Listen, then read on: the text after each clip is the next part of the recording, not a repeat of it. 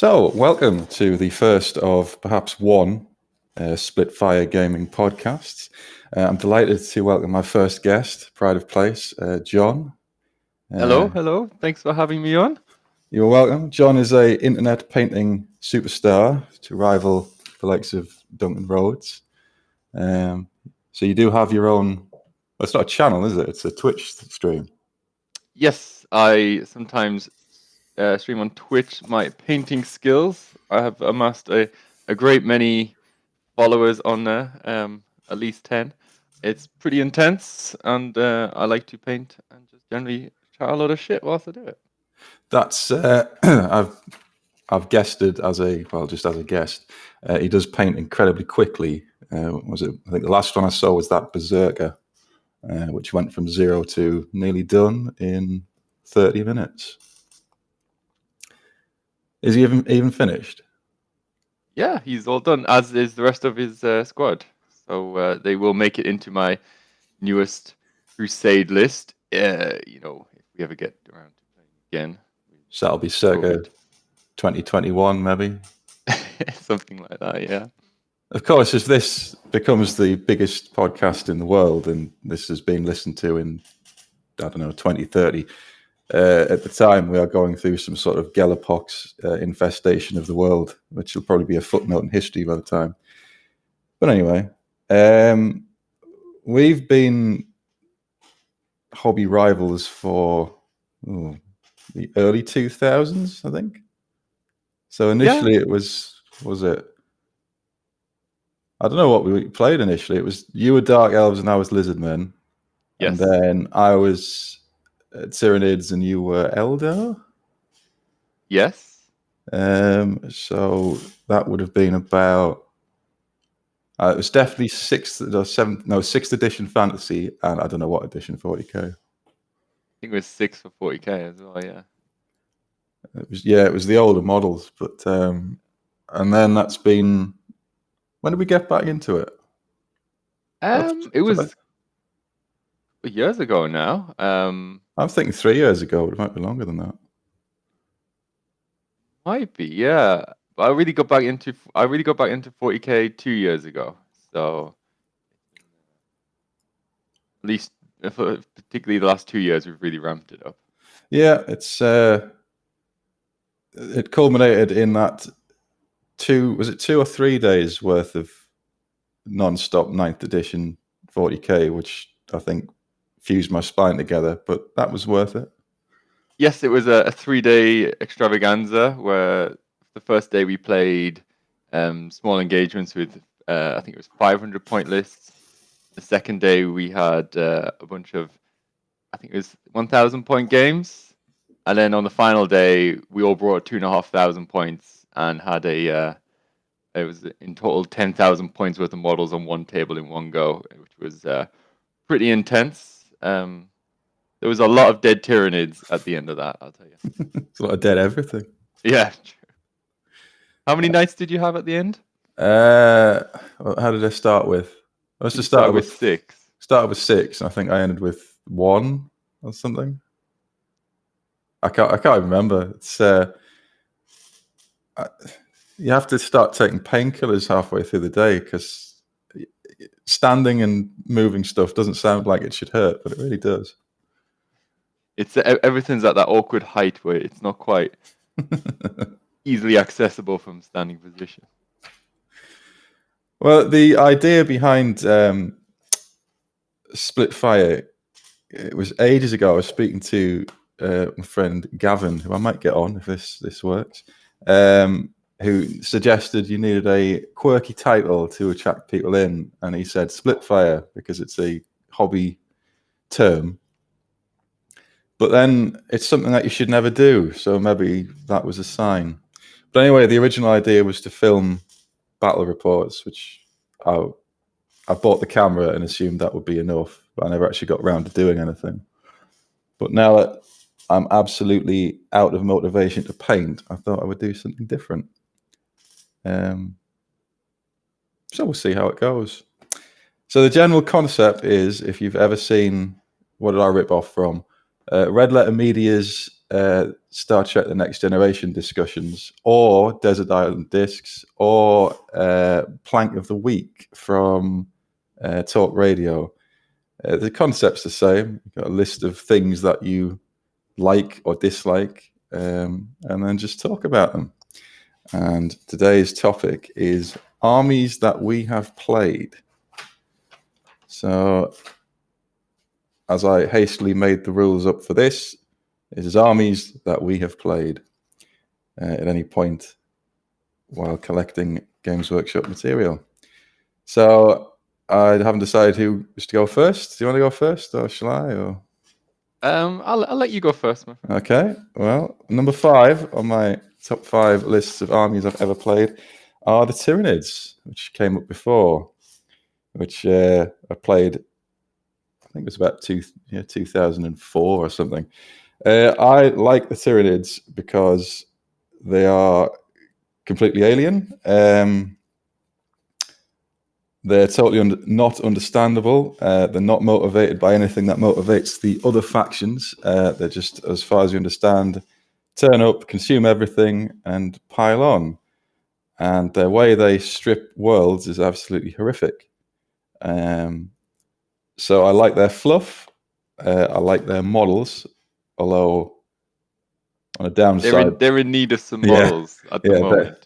They are desperately in need of an update. I think the problem a lot of the times with the Tyranids is that they've been extremely underpowered in previous editions. I've played against them, as we were discussing before.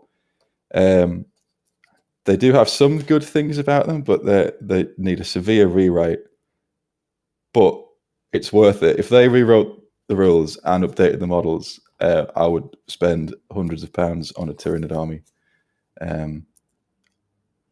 9th edition is here, and who knows what's in store for the future for the Tyranids. Well, I happen to know that the entire executive board of Games Workshop listens to this podcast, so please update the Tyranids as soon as possible, and I will give you money. They've got it there. It's absolutely in the bank now, isn't it? Well, I'm sure I can add to their £40 million profit with my couple of £100.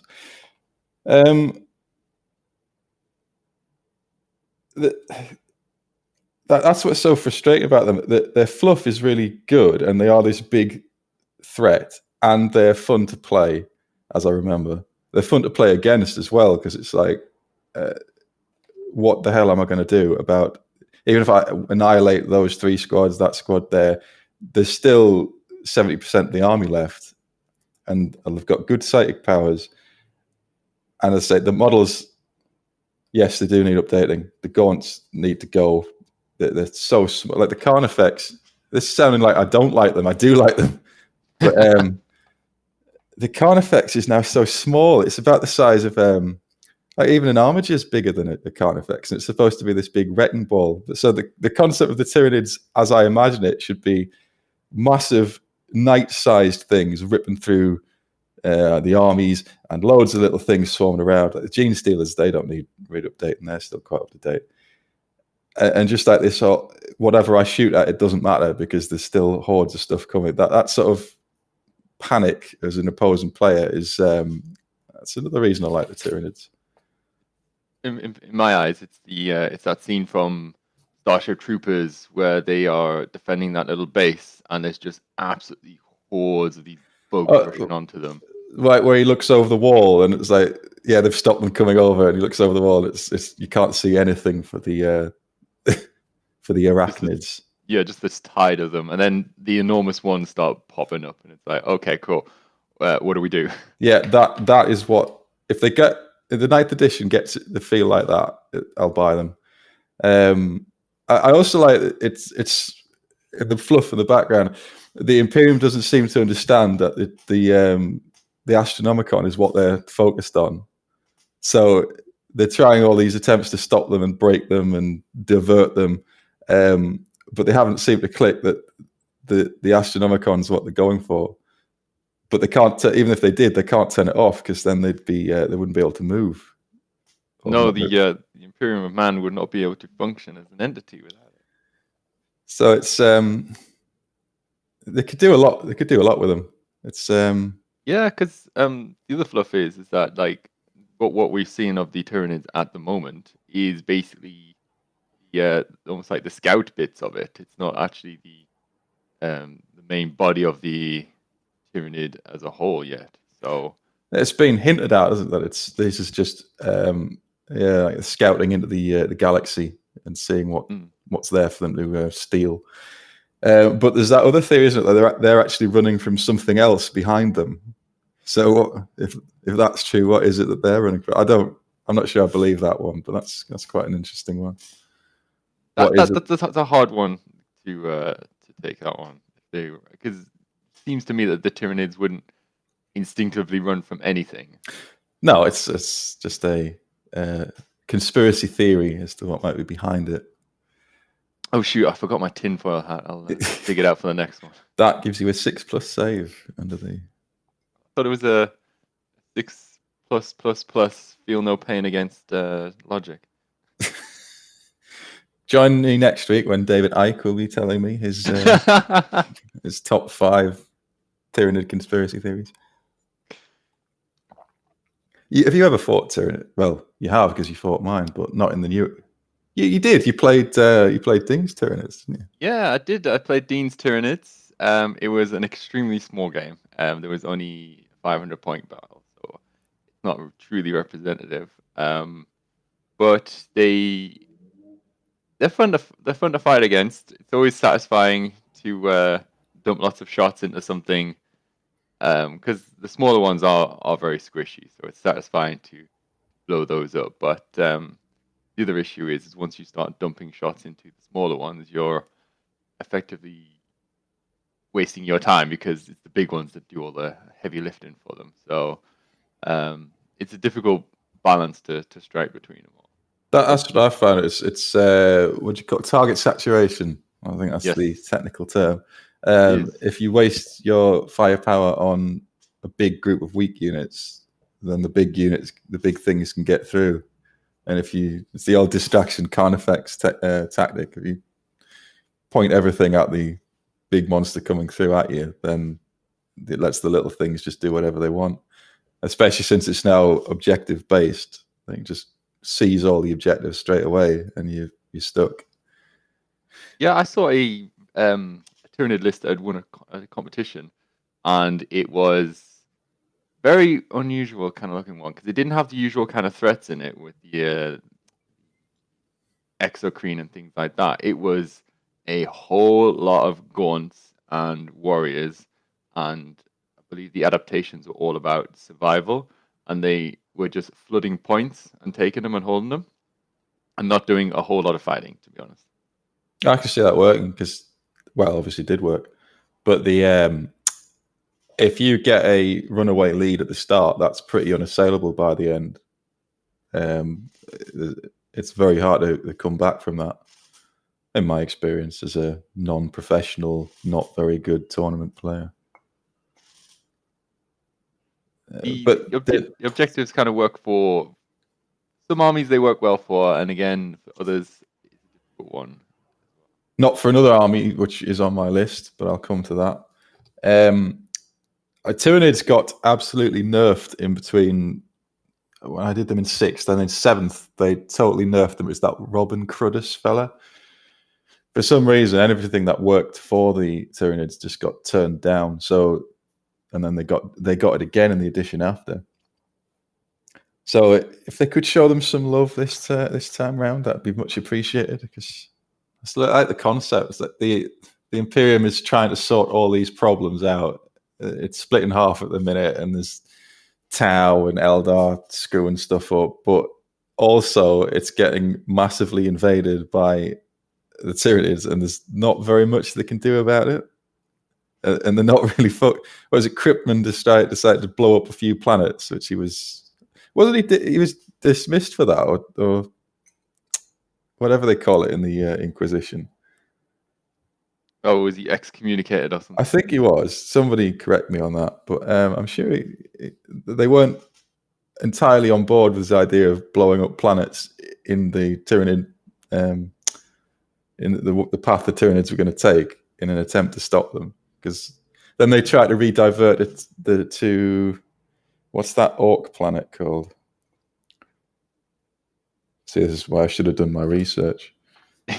Anyway, there's some orc empire that they diverted the Tyranids into with the hope that they would destroy each other, and that didn't work. The Tyranids just evolved to overcome the orcs, so they haven't had a great run against the Tyranids, except that useless Battle of Macragge. I was about to say they did have they've had a few successes. The standout one being Macragge. One of the I think it was the it must have been the 7th edition Codex.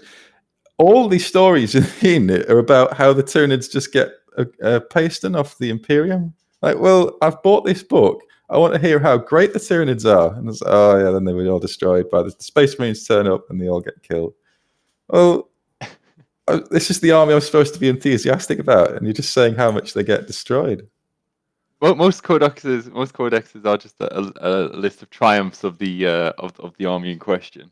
Whereas, as you put there, the Tyranids getting a pasting at the hands of the Space Marines, it isn't really what really gets you going and gets the blood pumping, ready for you to stick your lads together. So why should I play these? But anyway, I am being very negative on the Tyranids. I like them and I will collect them, but they just have to.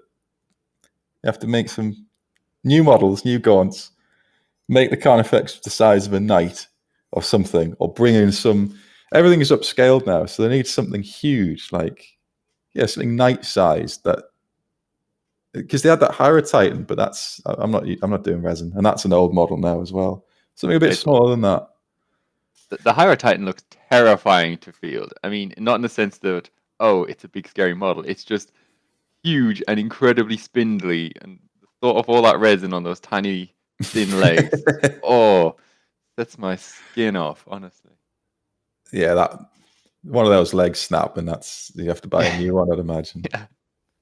But just something like that, something. It's a knight-sized Tyranid. There's plenty they could come up with. I mean, the Morlock is a pretty impressive model. That's resin as well. Oh no, it's not. That's the that's the Trigon variant, isn't it? Yes. Yeah, the Trigons, they're really good. They're the sort of popping up behind you, wrecking your army. I like that. It's very Tyranidy. So yeah, I remember a lot more stuff like that size would be great.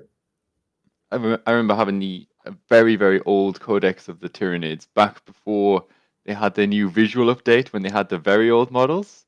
And I remember in that Codex there was a story about a lictor that was alone on a planet. So the rest of the Hive Swarm, or its particular tendril, hadn't come near yet. It was just a lone lictor on this planet, and it was harassing these Kata-chan lads. And basically they'd nicked this story straight out of the Predator film, where it's been killing them and stringing them up and things like that in a little campaign of terror on its own. And I remember as a kid reading that, thinking, that was very cool. And then you looked at the original Lictor model, and you were like, maybe not. Is that in its neon color scheme? Yes. Yeah. Yes. Yeah. And I appreciate they were trying to hit the aesthetic that it was some kind of chameleon adapted monstrosity, but the model and the paint job really did not kind of reflect that much. The early edition Tyranids are they're funny. Right? The Screamer Killer, the old Tyranid warriors, they're all, odd. Yeah. Odd. There wasn't like a one kind of direction of the appearance or aesthetic of the army. It wasn't until they sort of ripped off the Alien franchise. Yes, Xenomorphs. Yeah, they sort of got it together then, and then changed it again slightly. But it certainly needs a redo. But yeah, that's my number 5. I've been very negative on them, but I don't mean to be. I really like them. They just need to get them themselves sorted. So, what is your number 5? My number 5, I've hastily thrown together a quick list, And my number 5. That sounds like someone we know. It's almost like I wasn't prepared for this. My number 5. This goes back from when I was originally playing 40k with yourself, and it would be the Craftworld Eldar. Ugh. Yeah. So I'm not entirely sure how I got into the Eldar or why I was drawn to them, but I really liked the concept of the Baeltan Swordwind army. So Baeltan is one of the craft worlds of the Eldar. Eldar being the almost like space elf race that has been fragmented and almost completely destroyed. So they're floating around on these enormous spaceships called craft worlds. So essentially floating planets of artificial design. And the Baeltan were the Eldar who were determined to take the Eldar back to the previous glories that they had, and we're going to do it by force. They weren't gonna mess around like Ulthway with psychic powers or anything like that. They were gonna do it by force. And so they had more aspect warriors than any of the other craft worlds. And I really liked the concept of having aspect warriors. I really liked them. I thought they're very cool. How each one was super specialized in one particular kind of way of fighting. Unfortunately, with the Eldar, and I don't want this one to be a negative one as well, but as time goes on, Bit of a trend here, isn't it? we're getting there. It was pretty apparent that this is a long time ago as well. So the only plastic kits the Eldar had were jet bikes, falcons, and guardians. Everything else was metal. This is before the time of resin. God. So it was metal striking scorpions. They were my favorite unit. Howling. I didn't have the howling banshees. I had the swooping hawks and the fire dragons.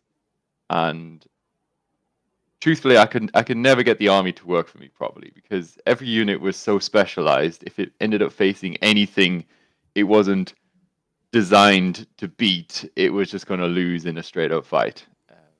So I always struggled with them, but I did like the appearance of them. How each one had its own distinct kind of color and design. How every single one had like taken inspiration from something to do with the aspect that it was following. So I really like that. It was difficult because at the time everyone I played against was playing like Space Marines, and they would just ruin everything because Space Marines are pretty good at doing that. But I always enjoyed the Eldar, and it was when I first started really getting into actually painting my models. So previously everything had just been like a tide of grey plastic with the odd one or two painted, but with my Eldar I actually painted the whole lot of them. So it's quite satisfying putting them all down, as terrible as they were back then when I think back at what they actually looked like. But yes, it was very satisfying putting them down the table and having a painted army. I was reading some article that said some of the Eldar models are the same ones that they had in second edition, and I think the Howling Banshees is one of them. So that they haven't updated the sculpts for that long, which probably it could be taken either way. It's that they're that good that they don't need changing. It's the Swooping Hawks. I think the Banshees had an update in the Blood of the Phoenix, so they've got a new plastic model. See, if I'd researched anything, I would have known that and would have said that. But yes, it's the Swooping Hawks, and specifically the wings of the Swooping Hawks, not the body, but the wings, are from second edition, as are all of the special character Phoenix Lords. They're all from second edition. Yes, that's right. That's why they all have that very flat monopose look to them. Isn't the Avatar another ancient model? Yep. The Avatar suffers from what the original Nagash model had, which was it's a big lump with a silly hat. I have nothing said against the original Nagash model. It's amazing. Oh, I'm not here to hate. I'm really not. I like it. I love it, especially the original. I know we're supposed to be talking about Eldar, but that Nagash model is absolutely iconic. I love it. The avatar again, like I was saying with the Tyranids, that suffered from every time they need a model or a character to seem great, they'll just beat up an avatar in the fluff, which is annoying. Yeah, the Avatar Arcane is supposed to be the equivalent of like a bloodthirster. It's supposed to be unmatched hand-to-hand warrior made of molten iron. It used to have special rules where melter and flame weapons just didn't do anything to it. And it's supposed to be hard as nails. But exactly as you said, if you want to prove how tough a character is, you'll just write a story about it beating up an Avatar Arcane. They do the same thing in the Marvel universe, where they want to show off how bad a bad guy is. They'll just have him beat up Thanos real quick. So it's the Worf effect, isn't it? On the next generation. Yes, exactly. They'll beat Worf in a fight. If you want to show someone means business or he's a threat, he beats up Mr. Worf. Poor Mr. Worf. He's not kind soul, really. Yeah, does better in DS9. I've played Eldar in 8th edition against them, and they are extremely annoying. They don't have it now because they used to be able to layer negative hit modifiers and all sorts on their flyers, and their flyers didn't obey the rules. And they could do their own thing, and they had all their psychic powers of like, what is it? Doom and Jinx. Doom, yeah, and Jinx. That's horrible. There's no real. You just got to put up with it, really. But they were really good in 8th. Doom and Jinx are still a thing. They haven't changed those. The big changes for 9th edition is, as you said there, the reduction of the stacking of hit modifiers. So you can no longer make anything worse than a -1 to hit. Whereas back then, you see a lot of competitive Eldar lists fielding flyers, just non-stop flyers, who have a -2 to hit before they do anything else. So they're extremely durable in the sense that you have to chuck an awful lot of shots at anything just to even hit it. The flyers aren't beyond the negative modifiers. They aren't particularly tough. I think they were toughness 6 or something like that. So even small arms would have like half a chance of doing something to it. It's just actually scoring the hits was a massive issue. That's now gone. So as a result, the Eldar Flying Circus, I think it was called, is no longer really seen. And I know one of my friends personally. He's not sad about it, but he also owns 3 flyers, and he says he's just never ever going to be able to use them properly now. So I have limited sympathy for. Not that I'm saying your friend is that for power gamer style complaints. Just deal with it. Yeah, come up with another list. Use them casually. He said he'd use them in a casual list now, but he's not of the power gaming type. Oh, that's all right. Yeah, but he's been fielding his Eldar list recently, and he's been having mixed success with it because 9th edition hasn't been kind to the Eldar, objective based, and the Eldar being not very tough. So especially with the way you score the objectives, is you hold it at the end of the battle round. So, or is it the start of your turn you score your points? The start of your turn. That's right, yeah. So you need to. I can rant about the new objective system, but I'll not. I'll save that for another episode. But okay. Yes, you. But yeah, he's suffering a bit with the sense that the Eldar, they've got plenty of units or plenty of kind of options to push people off objectives, but to then sit on it and hold that objective for like a turn is difficult. Since your average Eldar warrior, as soon as you start firing anything at them, regardless of how strong or powerful the fire is, they start falling over pretty quickly. So. Well, they are space elves. They're supposed to be. I mean, they are space elves. They are space elves. So, interesting one. The other thing, again, we're similar kind of theme with what you mentioned earlier with the Tyranids. The Eldar are in desperate need of an update. In particular, their aspect warriors. Things like the warp spiders, the fire dragons, the striking scorpions, the shining spears, swooping hawks. They all need new models. They're all still working on Finecast. What a horrible concept that is.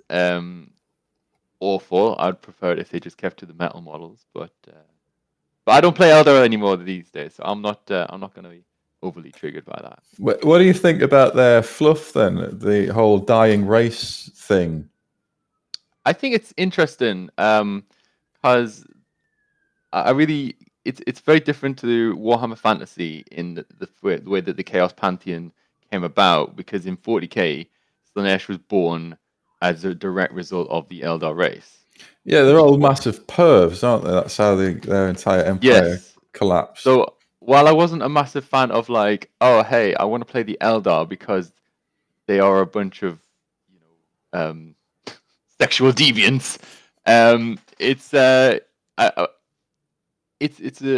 like that the race is fragmented. So you've got the Dark Eldar and you've got the Craftworld Eldar. So the Craftworld Eldar are the ones who kind of saw it coming almost and decided to build their own Noah's Ark, for lack of a better term.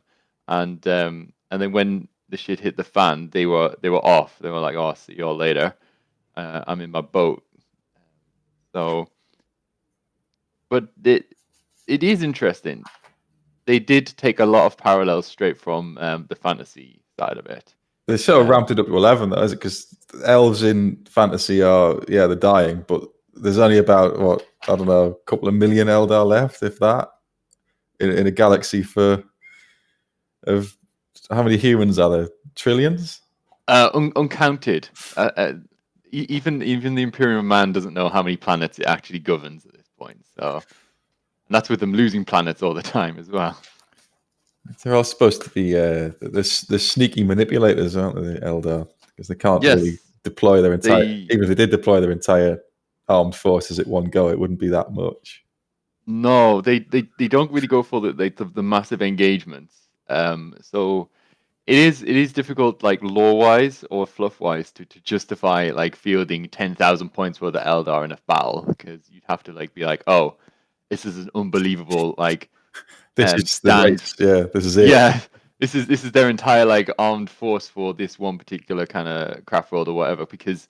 And why would they be fighting that way? You'd have to come up with some kind of narrative that they're desperately trying to either protect something or prevent something. As you mentioned just before, the Eldar are incredibly powerful psychic race as well. So they use their warlocks and farseers to look into the future and plot out the best course for themselves. And in doing so, will actively avoid conflict and will actively provoke others to basically have proxy wars for them. They'll like guide orcs into the way. I think it was the Eldar who guided the orcs into Armageddon in order to save like one of their ships, and as a result, they started this unbelievable war on an Imperial planet. It's usually something totally out of balance, isn't it? Like to save one Eldar life, they'll make it so a whole planet gets invaded, and they're not particularly bothered about anyone other than their own race. No, they well, as with everything in 40k, everybody is absolutely horrible to everybody else all the time. So they see anyone's life who isn't part of the Eldar species as essentially worthless. So they're not losing any sleep over that one. Just to go back to what you said about deploying the entire craft world and how you would justify that law of the game, I don't think we should pull that thread, because you should never really see a space marine on a battlefield because they're so rare that you wouldn't have an entire army of them turning up all the time with the Primarch to fight a 1,000-point battle. Or you're quite right. The custodians wouldn't turn out to like a border skirmish. You are quite right. Obviously, these things would in reality never happened. So maybe I should drop that one. Well, it's unfair to bring it up, but there's a lot of other races and factions who've got the same problem. Who they would just hand wave that. Oh yeah, Space Marines turn up to fight this Gene Stealer cult infestation of 20 models. Yeah, send the Space Marines. You should never. I've had this discussion before. You should never see. How many are there? There's only what 500,000? I don't know. It's supposed to be 1,000 chapters. 1,000 chapters of 1,000. So 1,000,000. So in a galaxy, in the entire galaxy, and trillions of humans, and the Imperial Guard's got what billions of members, and you've got 1,000,000 Space Marines to. So you should never see them, but then they would never sell any models. So, but most Imperial citizens have never seen a Space Marine. They've heard of them, but they've never seen a Space Marine. But equally, if Space Marines on the tabletop were equivalent to their power as they are in the books, then you'd see 5 Space Marines take on like 1,000-point army. That's more. That is a custodian list, though. If you've seen them, yes, 5 models. Yeah, 5 models. Custodians, another one of mine. I'm not a big fan of them. Well, I like them, but they're outrageous. Yeah, but we'll get back onto subject. Oh yeah, sorry, yeah. Yeah, there's one story of the Eldar I quite like, and it's regarding the Craftworld of. I never say their names properly, so I do apologize. Of Iandan, so the Craftworld gets ones? Yes. So the Craftworld is essentially dead at this point. There's very few living Eldar left on it. So they have a lot of the ghost constructs, being the Wraith Guard, Wraith Lords, and things like that. That's how they still operate. So the Craftworld itself came under attack by the Tyranid Swarm. I forgot to mention that actually. Yeah. So they held a big meeting. All the big high-powered Eldar guys. They were like, "Oh, so what are we going to do?"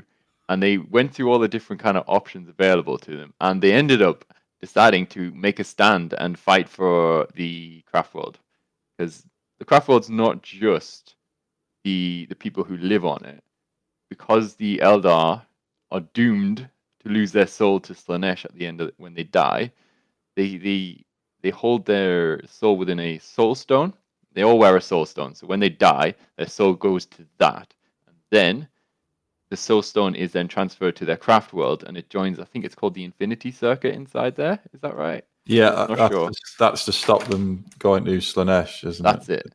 That's right. So the craft world came to a decision that the souls of the Eldar and the lives of those still living on it were deemed too precious to just give up to this this swarm of Tyranids, because the Tyranids don't care about anyone's immortal soul, the rest of it. They just want the biomass.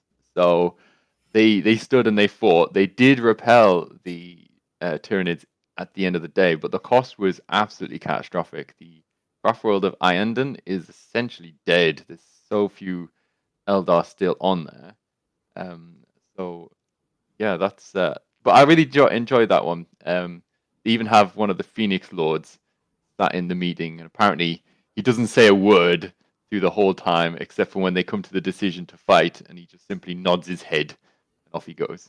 So famously taciturn, the Phoenix Lords. Yes. There's a great game of that whole thing, which I can't remember the name of, but I have played. It's from like the early 90s or something. It's just the map of the craft world, and you play either the Tyranids or the Eldar. I played the Tyranids. I think I won. Oh, is that one of these hexagon ones? It's similar. It's like the craft world's divided up into sections, and the Tyranids get constantly reinforced, and they've got to take sections. And what's it called? It's called something like the Fall of the Eldar. Okay. Gavin will know. It's great. It's yeah, that's the historical event you're talking about. There was made into a game.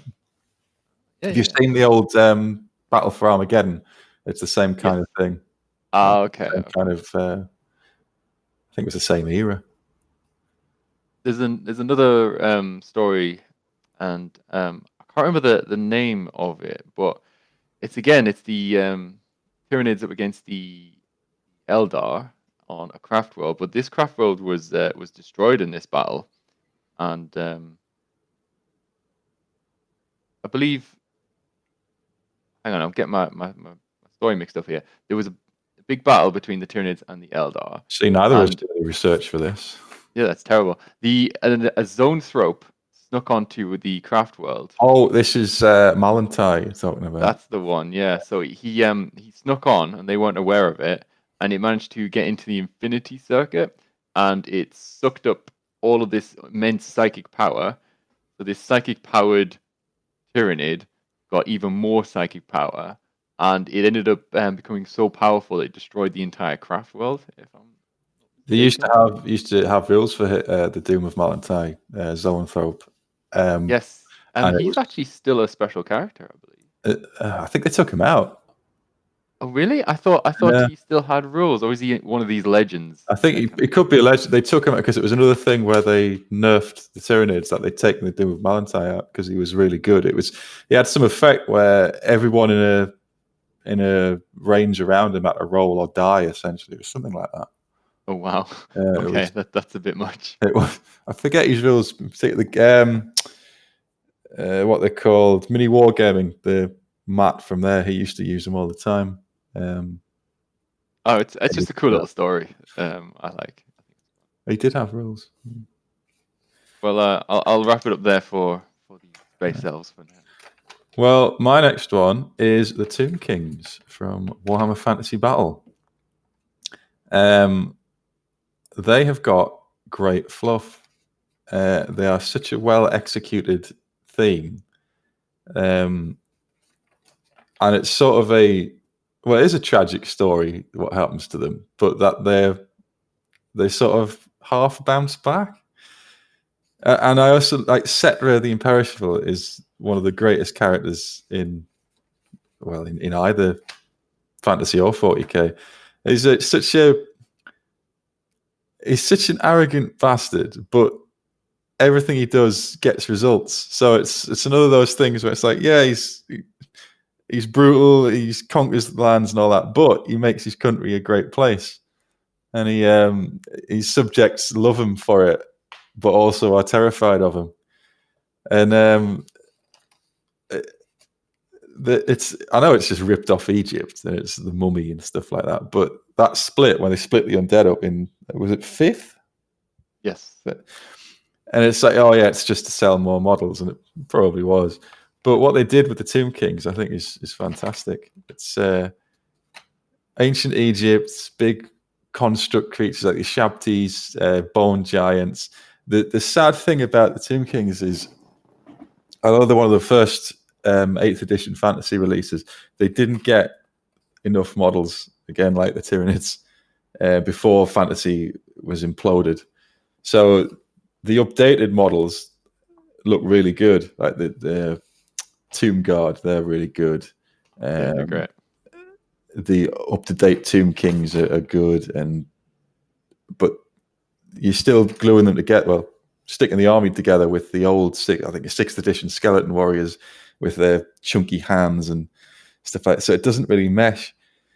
But the law of they're the first human civilization, so they predate the Empire. They've got their own magic, and then they split into the different areas, different kingdoms. Setra conquers them all. Khemri is the chief city, and then it all ends with Nagash being, because it's in the tradition, the firstborn son is dedicated to the gods, so he becomes a priest, and then the second-born son becomes the ruler.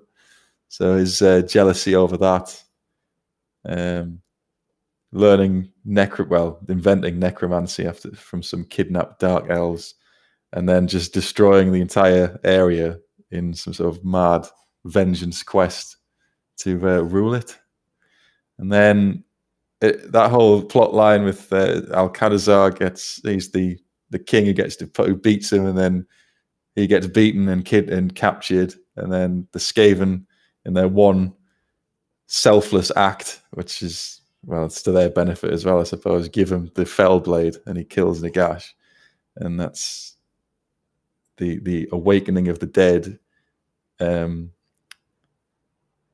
Brings back all the Kemrian citizens as skeletons. It's never really clear whether they're sentient or not. I think they are, or to a bit, because they go back to doing farming and doing whatever it was they were doing before they were killed. I think it's a great story of the about their rise and how they got to be where they are, and then the massive betrayal of Nagash, which then powers such a large amount of the story behind Warhammer Fantasy. Nagash, in many different areas, a lot of different influence there. And yeah, so that initial betrayal from him and what he did, changing everything about them, and then becoming the Tomb Kings, really, really interesting stuff. And they do have some iconic models as well. I really like the Screaming Skull catapult as a concept. I think that's a I can't remember which city that was invented that. I think it might have been Zandri. But anyway, the fluff. Yeah, I mean, the Bone Giant looked quite goofy, didn't he, with his hat on? And I think he was resin as well. He was a right pain. He would have started off as a metal model. Yeah, he was metal initially, but and the Casket of Souls, which is obviously a direct rip-off of Raiders of the Lost Ark. That used to be, it hit everything it could see in 6th edition, because they had their own unique magic system in 6th, where it was, you had to write out the hierarchy, and you started with the lower ranked mages, leash priests, and then they had to go in specific order casting, and then it went to the Hierophant, who kept the army moving. His magic motivated the army, and then I don't know, it was the very end, you went to the Casket of Souls, and if that went off, everything that could see it got hit by, I forget what it was. It was probably one of those leadership tests or die things. So that they scrapped that for the 8th edition magic system. It just went to magic cards. You cast it as normal, which probably worked better, because I think they could only cast 1 or 2 powers. The leash priest could only cast 1, and the high priest could only cast 2. So they were quite underpowered, but it was relentless, and you could get them to move, and if you move them into combat, then that counted as a charge, which you can't do in the 8th edition. No, magic moves do not count as a charge, unfortunately. No. But if you've seen them in Warhammer Total War, it's DLC as well. They're so well executed. Yes, I've got a campaign of Warhammer Total War 2 at the moment, where I am playing as the Lizardmen, and my friend is playing as the Tomb Kings, and frequently we you can do the battles together. So one of you controls set amount of units, the other one controls the units. They're a lot of fun to use in the battles, and the Casket of Souls is hilarious in the battles as well. That thing dumpsters things. It's ridiculous. It's just what could have been if fantasy hadn't been brutally assassinated. But I know at the end times, I'm not a fan, but Setra in the end times, he essentially tells the Chaos Gods to go fuck themselves. So that's just him all over, really. Yeah. Setra does not serve. Yeah. And I like that in that thing of the. If you've seen that meme with the skeleton saluting, and he's listening to all of Setra's titles. Yeah, because he's got the most ridiculous set of titles. It's got like a page full of titles, so that's him. I like that because he's a tyrant and he's killed a lot of people and he's a conqueror, but he is actually a good ruler. The country is objectively better off for having him, but he is brutal. So I like that sort of moral grey area that's all over fantasy, really. He's got a great model as well, etc. Oh, his chariot. Yeah, he's triple It's horse quadruple. drawn tower. Quadruple horse. Quadruple. Oh, yes. To apologize. He is a king. Oh, he's the king. That's a lot of horses. Not a lot king. of horses. King. I've had no success with the Tomb Kings playing them. I do have 2,000 points of them. Oh, the Necrosphinx. That's an amazing model as well. Just going on to the newer models versus the older models. I have, I think, racked up all losses apart from one draw. They are so underpowered in fantasy. I don't know who wrote the book, but they obviously hated them. They can't even, like, undead vampires, they can march if they're within 12 inches of their general. They can't even do that with Tomb Kings. They just will not move. They got 4-inch move. My understanding is the Tomb Kings book itself isn't actually an 8th edition book. It's a 7th edition reprint. Well, I think it was one of the first ones they released in 8th, so that would make sense. Okay, because I know in 8th edition that neither the Skaven nor the Bretonnians got a book at all. The Skaven book is the 7th edition book, which is why it's so ludicrously overpowered. Yes, it's not balanced whatsoever. And they didn't fix it with the FAQ. as they frequently don't. No. FAQs are... But even big, this is a tangent, but the Skaven magic doesn't have a category. It's not a hex, it's not an augment, it's not a magic missile. So there are no limits on how it can be cast, which is insane. You can cast it in a combat and all sorts. Yeah, that Skaven magic is very good, very powerful. If it was in 8th edition, I think there'd be quite a few changes done to it. But we shall never know. No, we'll never know now. Never know that. So that's the Tomb Kings. Not so much for their battle-winning prowess, but for their background and their models. Okay, well, we're going on to... I'll pick a Warhammer Fantasy army in that sense then. I'll go on to the Dark Elves. So many years ago, I think it was 2007-ish. I think that's when me and yourself had a big rivalry between my Dark Elves and your Lizards. Yes, it was. It was that went all over the place. That went to Nottingham a few times. We even attended a tournament at one point, I believe.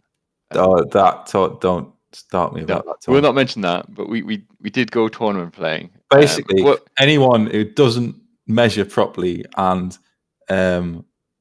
piles up skinks in a big pile and just says they're moving a set amount of things, set amount of distance without actually measuring it or putting them in any sort of order or lined up or anything, they should be imprisoned. That's my opinion. They're up there with the shaggers. We might have to do that. And yes, so I used to play Dark Elves back in, I think that was that 6th edition fantasy. Yes. I've still got that rule actually. I'm sure mine is floating around my parents' loft at this point, powered by dark magic. So I really like the Dark Elves. I still do. The new models for the Dark Elves are absolutely incredible. But back then... By new, we mean 2010. Well, yes. So I used to really like what really brought me to the Dark Elves was dragons, cold ones, and just spiky kind of things. So they have lots of spikes on all their armor and things like that. That's the kind of aesthetic I like. It's kind of cool. And the Dark Elves were the lore behind them was really good as well. It was this. I mean, you'll know more about it than I will at this point, with being an avid High Elf player. But with the Dark Elves, it was Mechanicus who was the actual true heir to the throne. But wrong. Okay. But he was cast out, and as a result, fled with his lads to Nagaroth. You missed the bit where poisons the actual Phoenix King. I mean, there was and murders the High Council. I mean, just a moment ago, you were praising a great brutal tyrant. So yeah, but Setro was picking and choosing our brutal tyrants. Setro was in the interests of his nation. Oh yeah, absolutely. Malkith was nothing but for himself. Like he is very in it for himself, and he's got a very unhealthy relationship with his mother as well. Which yes, but they removed that in 8th. oh, did they? Yeah, they in the 4th edition book. I've got it, and it says outright. It's rumored that he's now his mother's now his lover. It says that, and then they just I don't know why they just take it out in 8th edition. Maybe they were aiming for a more family friendly audience, but maybe it was one of those things that was just a bit too risky. Like your 12-year-old kid picks up the Dark Elf book and starts reading about how like their greatest leader and warrior is actually in a relationship with his own mother, and it's like, oh, okay. So, I still think it's the case. I also think it's the case, but there's like historic precedent for that kind of thing as well. So I can see why they originally wrote it in there. But obviously the Dark Elves, they live in Nagaroth, which is the northern part of the New World. It's Canada, isn't it? It's fantasy Canada. It's fantasy Canada, but it's not very nice. It's the northern border shares the border with the Chaos Wastes, so they have a set of watchtowers, incredibly fortified watchtowers all across that section, to fight off the war bands that show up every now and then. You don't really hear too much about those. They're more interested in heading towards the Empire. But then you've got the great cities of the Dark Elves as well. So Nagarond being the capital city. Then you've got like Haggrafe, which is the executioners. What's the port one? Is it? They split them up. They mix them up in one. The one that's the port gets swapped with another one for some reason in the 8th edition book. Then they also great pirates are the Dark Elves. Got great navy and their own dark arcs, which are essentially floating citadels powered by magic, and there's like gribbly beasts underneath that push them along. Yeah, when he tried to undo the vortex that was draining all the magic out of the world and ensuring that chaos didn't consume it all, because that seems like a logical idea. He didn't manage to succeed, but these efforts caused the northern bit of Ulthuan to sink, and they protected the Dark Elves sorcerers protected their castles with some sort of enchantment. So there's huge chunks of broken land that are now sailing around capturing slaves and things. Yes, Dark Elf society is very much driven by slave labor. They're very similar to what we were mentioning before in 40k with the Eldar. Very hedonistic, very cruel, and petty. So they have a structure where nobles rule over the cities, but there's a constant stream of backstabbing and subterfuge going on. So this is one of the things where the fluff doesn't really make sense, because there's not many high elves, and so logically there should be even fewer dark elves, and they're always stabbing each other and betraying each other and killing each other and stuff, and they're always at war and they're always out raiding. So what is the population pool of the dark elves, and how is it maintained? Again, it doesn't make sense. I read one set article. It's an official Games Workshop one ages ago, saying that their population was actually growing, which makes no sense at all. Especially when you have, like, for instance, it's called Murder Night or something like that, where Death Night, something like that, where they let all the witch elves out and they just run up and down the streets. And if you're unfortunate enough just to be out getting your groceries that night, you get stabbed to death. I think they changed. They must have realized that was ludicrous, because it used to be like a week in the earlier stuff, and then they just changed it to a day or a night. I mean, they literally have the purge once a year, and they just run around like idiots and kill each other. And so the concept they do be able to like have a functioning society with enough people to pull together to then even make an army. I mean, fielding a whole army full of people who are watching their backs constantly to see if their comrades are going to stab them any moment is weird. But on the tabletop, I did like how the Dark Elves played. So you had things like your Reaper bolt throwers, which were reliable artillery. You had your spearmen and crossbowmen. Dark Elves had the unique repeater crossbows. So while not high strength, they would churn out a lot of shots. Always do multiple shot. Yes. Apparently the math, I don't do the math hammer, but apparently you should always do multiple shot. Yeah, you always do the multiple shot because it's -1 to hit when you do multiple shots, but you shoot twice, so that penalty is overcome immediately. I also like the Cold One Knights, the heavy shock cavalry. Giant lizards. Yes, giant lizards. Here's something I didn't understand. The Dark Elves called them Cold Ones because that's just their name for them when they found them. Why do the Lizardmen call them Cold Ones? Because everyone called them Cold Ones already. I don't know.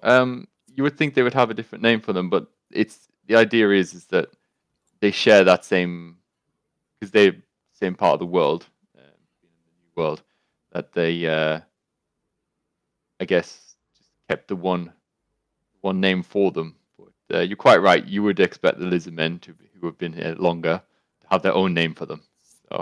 So just write that into Games Workshop HQ, and I'm sure they'll get an answer for that one quite quickly. Yeah. They're supposed to be a different type. Yeah, they're supposed to be a different type, though, aren't they? They're supposed to be slight because they went from the raptor type to the big, like the cowled ones, weren't they? Because they're big. Well, they had the heads from the original. Well, I say the original, that Godzilla film. Yeah, they had the same head from Godzilla. Yeah. I really like them. I think even though people say they look like cows, I really like those ones. They're the ones I remember the most. And they're the ones I had. Then they went back to the Lizardmen anyway. Went back to sort of raptor ones, but they had big, like gangling hands, and it didn't really make any sense. That's their current ones. Yeah. I have a unit of Cold One Knights. That is the Lizardmen ones, and they use those models, and they are not good. No, definitely the older ones. They have so the Dark Elves have the newer, and like you quite rightly pointed out, like 2010 new, Cold One Knights, and they look more kind of dragonish without the wings. Obviously, they've got like the long heads and tails and things like that. They look really good. The new ones look absolutely stunning. However, they do not rank up very well, I've been told. I've got a friend who plays Dark Elves, and they do not rank up. It's a common problem with 8th stuff. Yes, ranking is always difficult. I have a few units who are awkward to rank up. You end up putting numbers under the bottom of the bases to work out. That is dedication. Just wedge them in. But with the Dark Elves, I enjoyed the Dark Magic. I thought the Dark Magic was an interesting lore. Especially when you're able to drop Ariznapal's Black Horror on something. That spell is absolutely horrific. That's strength test or die, isn't it? Vortex. It's either strength or toughness test. I can't remember which one it is, but yeah, it is take a test or die one, and it's the big plate. That one is rough. So yeah, everybody says those spells are overpowered in 8th edition. I disagree. I'm not going to justify why. Oh, okay. I mean, the Vortex ones they're very random. It's the ones where it hits the entire unit regardless, like Pit of Shades, and then that one's that's it. Rough. Initiative test or die. That is, yeah. And then also with the Dark Elves, I used to always, whenever I could, I used to always try and field a dragon. Dragons back then were pretty good. You could use the breath weapon in combat, and the Dark Elf Black Dragon, it had noxious breath. It didn't have fire breath; it had noxious breath. And I think it wasn't a particularly high strength. I think it was strength 2 or 3, but it didn't allow for armor saves. So whatever did wound would go through. So that was pretty good. I think that's still in it. Yeah. I don't know. I played against Dark Elves at I think it's the second or third tournament I did back in. I think it was last year down in Worcester, and that was a great. It didn't have a dragon, but that was a great battle. That was he had the Cauldron of Blood with a horde of witch elves, and Dark Riders, which are probably the best fast cavalry in the game, and he had a lot of sorceresses, and that was a lot of fun. That was a grudge match. That was a bloodbath, huh? It was basically, we didn't want, because I had a unit of White Lions with Ilariel, and he had a unit of Witch Elves with the Cauldron. And it was like almost like a standoff. Like, we don't want to hit one with the other because the casualty is going to be enormous. So it's probably not worth going to combat. So they didn't actually do much against each other. So it was sort of like a dance at the end. But I see. Yeah. Your White Lion unit is terrifying to behold. Well, if I've had them mashed up quite badly if you buy hammerers, so it doesn't always work. It's another power gamer. I know I slated power gamers before, but that is quite a power gamer thing to do. Anyway, we're off topic now. We are. But yes, I'll wrap it up there with the Dark Elves. They've got a lot, like I said, I played them back in 6, so I didn't really get into them in 8th edition at all. I did consider it at one point. I was going to invest, but a lot of people in my gaming circle in London were playing elves at the time, and I thought we didn't need another elf player, so I knocked that one ahead. So, but yeah, very cool army, really cool lore. There's so much lore behind the Dark Elves and the High Elves together, and we could go on about it for a long time. But we'll move on to your number 3. My number 3 is the Adeptless Mechanicus.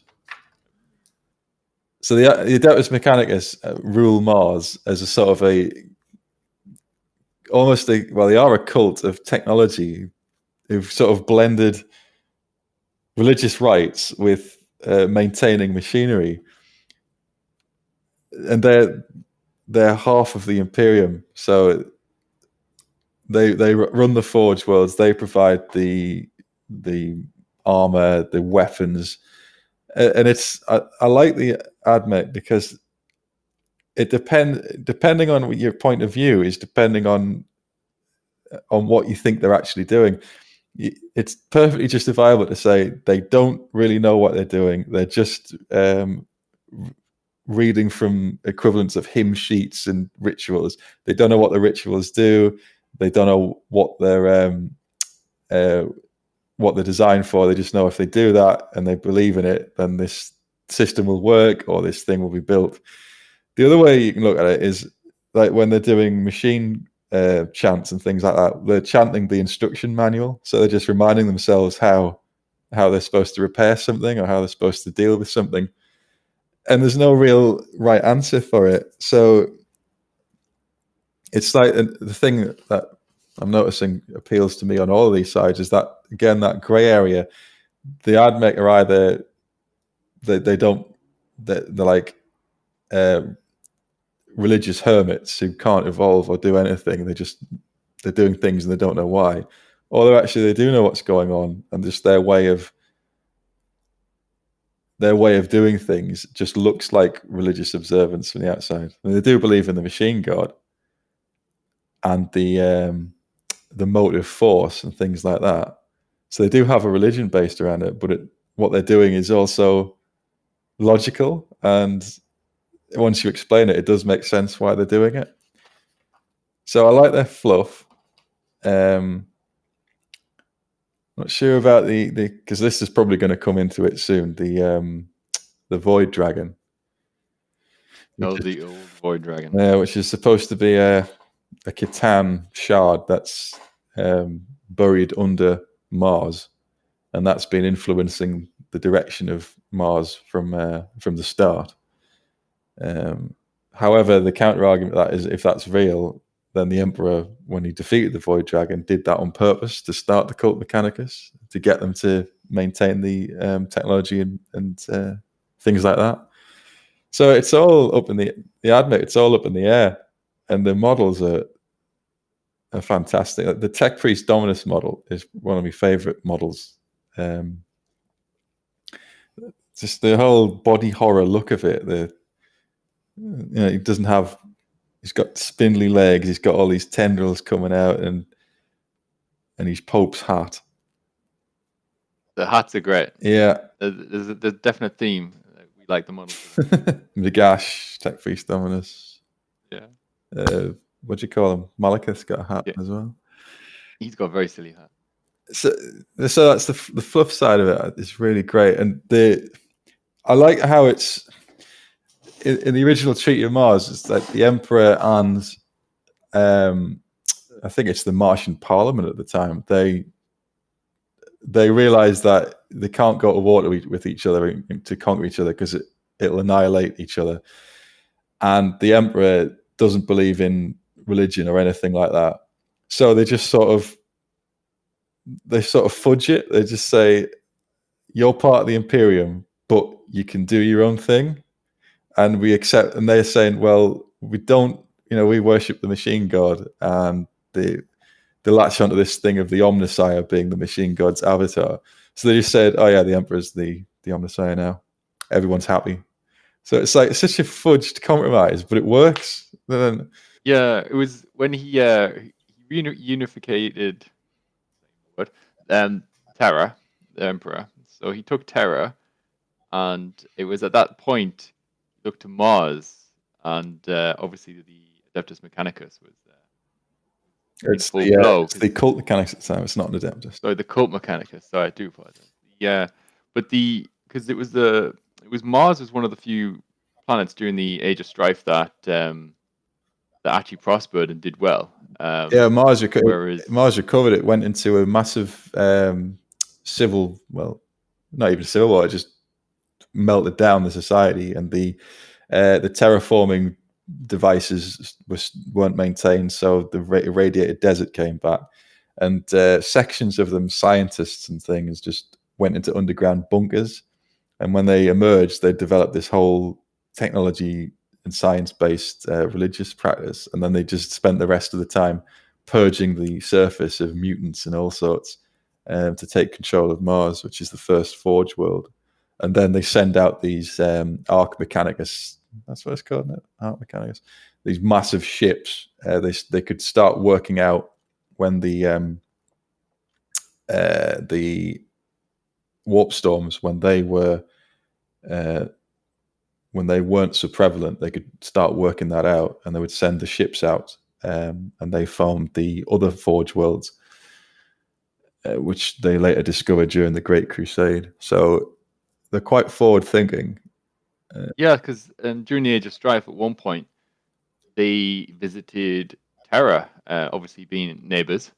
They visited Terra and had a look to see what was going on there, and what they found was the absolute horror of what Terra had descended into, of the techno-barbarians and whatnot. And my understanding is that they viewed Terra as just unsalvageable. Yeah, left it. There's nothing to say. They wanted some archaeotech to see what they had, and their opinion on Terra was it's a waste. It's just cut it loose. Yeah. So when the Emperor managed to then conquer Terra and unify humanity there, he did look to Mars, and he saw the cult Mechanicus there. Obviously, the Emperor at the time, he had this he still does. He has a strong secular view that all religion is essentially bad and evil. So he viewed their religion as that. However, he looked at them and they were so powerful that if he were to send his original Adeptus Astartes, wasn't many of them, up against them, he would take horrendous losses. So he, as you rightly said before, they came up with this compromise where they would join, they were ally. He would overlook their religious kind of ways in return for their incredible work in technology, armor, and It's just like I just like that realism of like, yeah, I don't like religion at all, but I need your weapons more, so yeah, that's fine. And then the other side saying, well, you may or may not be the Omnissiah, but we'll just say you are, and that sorts our religion out. It's totally acceptable now. it's pragmatism. Yeah, I like that. But the model range, again, the thing I like about AdMech is it all looks unified, but they've all got their own unique look to them. Like the Castellan robots are 50s B movie robots, Yeah. and they're alongside like Cowboy Scutari. When they brought out the Cowboy Scutari, it's like this. I didn't realize how much I approve of the concept of Cowboy Scutari until they've shown me it. Like, well, why would this work? But it does. It fits right in with the Adeptless Mechanicus. I don't know what the unit's actually called, but the Cowboys Guitari are fantastic. I absolutely love them. I think they're great. They're called, it's like Cerberus, aren't they? Cerberan something or other. So you can have. They've got the fire-breathing horses. They have, yeah. There's the ones Just great. the ones with the two handguns, and then there's the ones with Yeah. the rifles. That fits alongside 50s B movie robots and like the Electro Priests, who are amazing, and what they called the giant walker things. What they're called? The Onegas. Iron Striders. Yeah. Yeah, no, it's the Iron Strider Ballistari. Oh yes, they're yeah, and it's all got its own individual little look, but it works all together really well. So I really enjoyed collecting them, and I enjoyed painting them, and I will eventually get around to finishing them. I haven't played them in 9th. I don't know, because they were quite strong in 8th. They had like the Castellan robots. You could get them to fire like plus. You can get them to add +1 to their to hit roll, and if you put them in protected doctrine, then they fired twice and all sorts like that. So they could put out 106 shots in a turn. It's got quite ludicrous, but quite fun. okay. 106 is a big old number of shots. Something like that. I remember we had to get. I was playing with friends Necrons, and he had to get a dice rolling app, because we didn't have 106 dice between us. Yeah. The Adeptus Mechanicus. They've got some great models. I also like the new flyer they've got. I was about to say that. People started to say, "Oh, why has it got like canvas wings?" And like, well, why wouldn't it? It's the Adeptus Mechanicus. It's not like they're going, "Oh, we have to redesign the wings." It's like, "Oh, that's worked in the past. There's some technology. Get this into production." It's not. Yeah. It's not for them to change the design, and I think the design's great. I think it's great. It just fits with the rest of their appearance as well. It's got that big bubble cockpit thing going on, and the spindly canvas wings. Everything's great on it. So, and the D-Day landing boat they've got, like that's really good. I really like that model. And that fits in with Electro Priests and Cowboy Scutari and Onagers. It's just like it's such a great range. The only model I'm not an enormous fan of is the Cataphren models. They're the lads on the tracks. Oh yes, the servitors. Yeah, they're a bit static. I mean, I appreciate their servitors, so they're meant to be a bit like that. But as a model, they just look very kind of static and not particularly interesting to me. But that would be that's the only one out of the entire range that I would say I'm not a huge fan of. Otherwise, the rest of their range is just absolutely fantastic. It was a good idea for them to, because in 7th you had Codex Cult Mechanicus and Codex Scutari. For some reason, why you would, well, money, I suppose, but they unified them in 8th, which makes total sense. And it's just they're a joy to collect.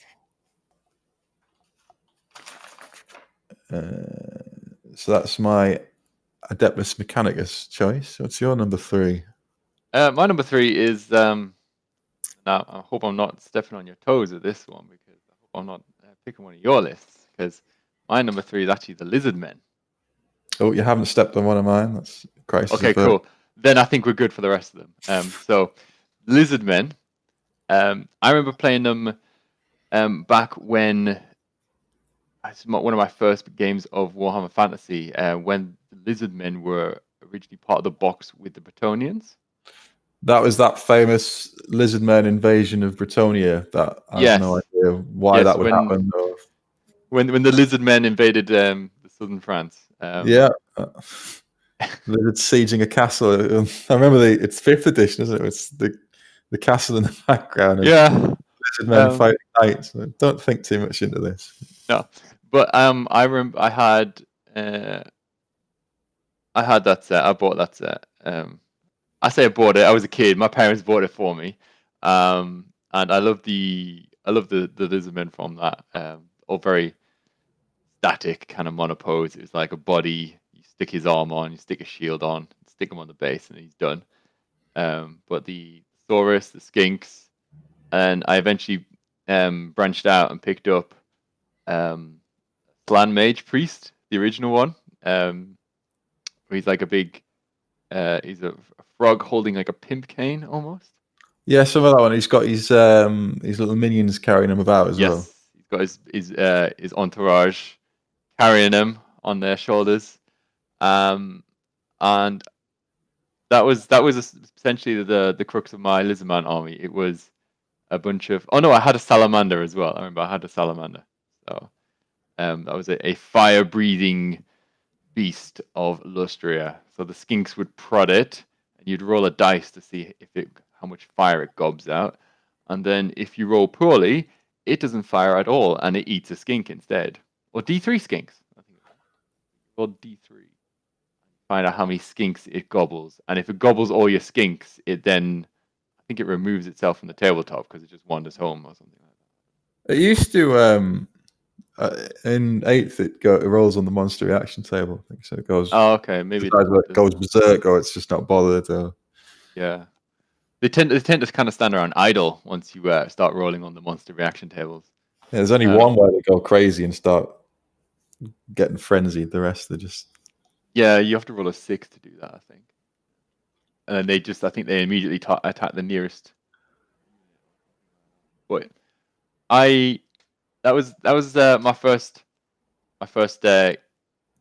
interaction with them. I remember playing a big battle where my friend was playing as the Empire, and back then, for some reason, the Lizardmen, the Saurus, for instance, they had a special rule saying that their scaly skin could never be because they had this scaly skin. Their armor save could never be worse than a 6+. So essentially, they had a 6+ invulnerable save against even things like cannonballs. So I remember him dumping cannon shots into my Saurus, and they just bouncing off. I'm not sure if you were interpreting the rules quite right at that point, but that's how we played it, and he got very salty about that, and probably rightly so. You can do it. Then have a do-over. Just play them again. Then I didn't play any fantasy for a long time after that, until I was at university, and that's when I picked up my Dark Elves, and I had a lot of experience of your Lizardmen at that point. Lizardmen in 6th were super powerful, as I remember anyway, because the magic system was you got 1 dice per level.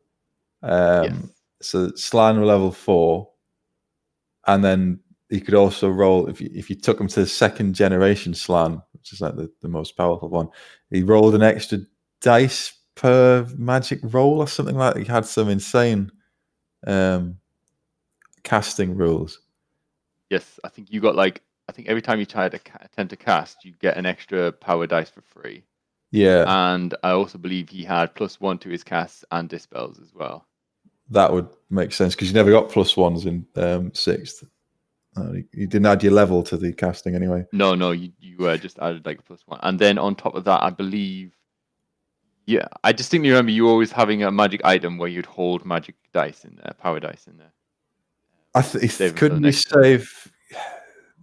he save his dispel dice or something like that and turn them into power dice? Oh, he might have been able to hold them on. I always remember when it came to the magic phase, looking at my dispel dice pool against your power dice pool and thinking, "Oh gosh, this is gonna hurt." So They were strong in other stuff though, because the Saurus were strength and toughness 4, and they had 6 up scaly skin, I think, at least, or 5 up maybe. Yeah, they had 2 attacks, and the problem with that was that they were low initiative. But if you charged them, that didn't matter. Right. So back in that edition, they were good. They were very good. My experience was only against playing your list. So the vast majority of the power felt like it came from the Slan and his excellent control of the magic. And in 6, the miscast table was nothing. It wasn't very damaging at all. So there's no problem in dumping a load into magic and hoping for the best. Also, your skinks were a ever-present annoyance. Those poison blow dots. Number of times you'd say, "Oh, these are poison. These are poison." It was like that's just a wound. That's true. So they were really good. I distinctly remember your after playing many games, you used to always make sure your skink screens were up against my shooting because my shooting could not hit them for nothing. Because by the time you multi-shot and then you're shooting skirmishes and you're shooting at long range, it's kind of like, okay, I can't hit anything at this point. Yeah, roll that 8. Yeah, I think at one point I was rolling 7s, so you need to roll a 6 and then roll a 4 up afterwards or something like that. So, pretty good. But with regards to Lizardmen, I always like the aesthetic of them, which is basically because I love dinosaurs. Anyone who knows me knows I love dinosaurs, and Lizardmen have access to more dinosaurs than anyone else. So I was always drawn to them.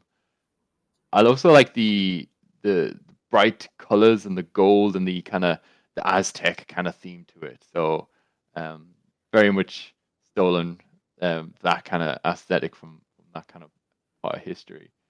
Story, or rather the lore behind the Lizardmen, is not as good as other armies at all, in my opinion. Like if you look at, like we mentioned before, the Tomb Kings, the vampires, the Empire, elves of all different kind of ways of life, they all have much more interesting stories than the Lizardmen, who are the old ones' servants and there to protect and to maintain the balance and this, that, and the other. Because as a result, what they end up doing is just kind of sitting around Lustria or wherever they are and not really doing a whole lot else. So they're not the most interesting. It's all to progress the plan, isn't it? The old one left a plan. They left a plan. But all the first generation Slan who actually interacted with the old ones, they're all dead. So even though the second generation Slan are probably the oldest things in the Warhammer world, they haven't had direct interaction with the old ones who've set this plan in motion, and they've got bits of the plan in like glyphs and fragments of it. So they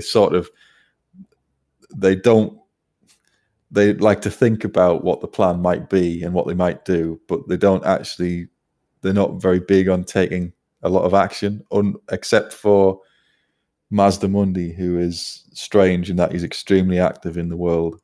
So that's his little character piece.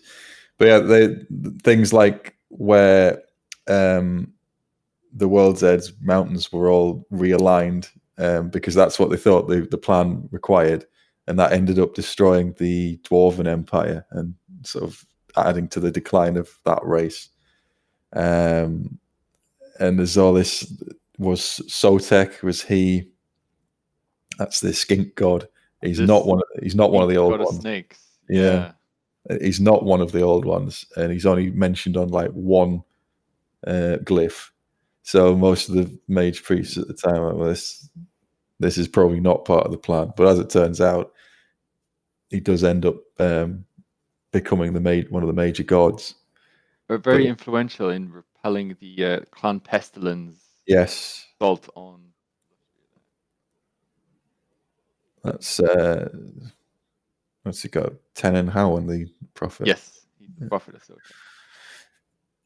Great little model as well, with him holding a rat heart in his hand. He's buff. He's new. He's newer model. He's huge. Yo, his new model is he's been hitting the gym. The big lad for a skink. Anyway, he's a strong lad. It was a shame they didn't have a model for Mazda Mundi as well. Well, he rides about on his Stegodon, doesn't he? Stegodon, isn't he? Yeah. Yeah, they should have done. He's in Total War as well. Yes. Total War, great game, by the way. Very good for the lore as well. It seems to be very kind of. If Creative Assembly want to send me an advanced copy of Total War 3, I'll give you a good review. Paid reviews. I will sell out to Creative Assembly, not a problem. With the Lizardmen as well, even their standout characters, I find, again, just to be a little bit on the stale side. So when you read through their special characters, none of them kind of jump out and say, "Oh, they're really interesting." Croc, he's one. He's like the Croc guy. Yeah. Yeah. Veteran Saurus Old Blood. But yeah, he's not really. But they try to wedge them into, like they say, when Calidor was creating the vortex to drain all the magic out of the world. Oh, the Lizardmen, now they sort of realized it and lent their power to it. Like, no. Yeah. Well, allegedly, the Slan added their power to it, and that was the main reason why it worked. Or whatever. Rubbish. So a lot of it, I feel because they weren't there at the beginning when they first created Warhammer Fantasy, they've kind of had to force them in, and they don't have this previous track record of interacting with other races beyond that's on their doorstep already. And then all of a sudden there's this area called the Southlands as well, which is like next to where the Tomb Kings are in Khemri. There's a big jungle there as well. So that's how you get Lizardmen in the old world. But again, I say we weren't going to get onto this subject of ridiculous matchups there on. There's lost cities in the Southlands who the Slan Mage Priests talk using the geomatic web, which is like a telepathy system. But because it's misaligned, they can't talk to the ones in the Southlands. I never used to. I haven't read the most up to date lore. No, they're still split off. It's when the landmass like broke apart and split. Split with each other. But they've got Lord Croak, who's a good character. Croak is one of the most interesting of the lot. With him being an actual first generation Slan, he just happens to be dead. I'm gonna have to. I don't think he's first generation. I believe he is. I think he's the first of the second generation. I might be wrong there. But we'll check that out. But he's if you read his description of I say I should have researched. Well, I couldn't research your topics. I forget what the city is that he's defending, but at the end, it's like all the demons are in the invasion of chaos. The demons and whatever from the realms of chaos are encircling his pyramid. And it's supposed to be like an atom bomb of magic going off that annihilates them. And although he is now dead, that doesn't stop him being a active participant in, because he's not undead. He is actually dead. It's just his spirit is inhabiting the corpse, and it can still cast magic. Yes, so his body is essentially a mummified slan, and he does have an attendance to him, but apparently his spirit is so strong that it refuses to move on. So he essentially haunts his own corpse and casts spells through it somehow. So And he's got his own little mummified skink attendant. Who, yeah, that's adorable. By the way, I think that's really cute. Um, it's good attention to detail that they gave him. yes, but he in the current I mean in the 8th edition Warhammer Fantasy book, Lord Croak only knows one spell, and that is the tactical nuclear bomb you just mentioned earlier. Yeah, still do it. He still got it. Still got it. He can. Fortunately, it makes him incredibly one-dimensional. Like if you drop that model on the field, people know exactly what he's going to do, and they can work around it. So unfortunately, he's not a very good special character to field. But most special characters in 8th edition are pretty poor. Yeah, there's only a few that are they're fun, some of them, but in terms of real use out of them, Yeah. he's a lot of points as well. So taking another slan's probably a better idea. But looking at the Lizardman models, they do have some great models. Big fan of the Troglodon. Speaking of models that aren't very good but look good, Yeah. So he's not a very good fighter. He's not very good at anything, to be honest. It's weird when they designed that model or that unit rather. They wanted it to have an impact in every phase of the game. So he's quick. The character that rides him is a caster, so he can cast magic. The beast itself can spit acid, so he can shoot, and he can fight because he's a giant monster, so he can fight as well. It's just really unfortunate that he's absolutely awful at all of those things. Absolutely awful. So unfortunately, while it looks like you read the lore about it, and it's meant to be one of the most deadly creatures in all of Lustria. It's supposed to be absolutely terrifying, and as a result, you put it on the field, and people will ignore it because it's just not that good. So, which is a shame because I've got one, and I think it's great. I love the model, and I think I even managed to do a decent paint job on this one. So I'm disappointed, but I still use it whenever I do field my lizards. I think the Stegodon is an amazing model. The new plastic. I say new. Got to stop saying new because these models are not new. yeah, But relatively new. well, That's back at another this. one. Sorry, go on. No, go ahead. Go ahead. I was going to say that's another one that they benefited from upscaling because the 6th edition Stegodon was tiny block of metal that you could probably kill someone with. But when they upscaled it into the plastic version, when they started saying, "Oh, people like dinosaurs, let's see how many variants of dinosaurs with things strapped to them we can do," that's probably the Lizardmen at the best. Yes, because going on from the Stegodon, we have the Bastillodon, which is the 40 the Warhammer Fantasy version of the Ankylosaurus, I think it's called in real life. It's the big armored thing, isn't it? Yes, the big armored thing, and he's got the revivification crystal on the back, so it essentially shoots laser beams in the magic phase, which is great. Lovely little model. And then they've got pterodons and ripidactyls, which are great fun again. So all about the big silly dinosaurs. And I think the Saurus look great. I think the Temple God look great.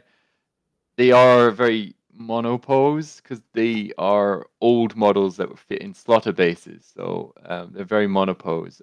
The Saurus models, they were 6th edition, so they are old. Yes, they are.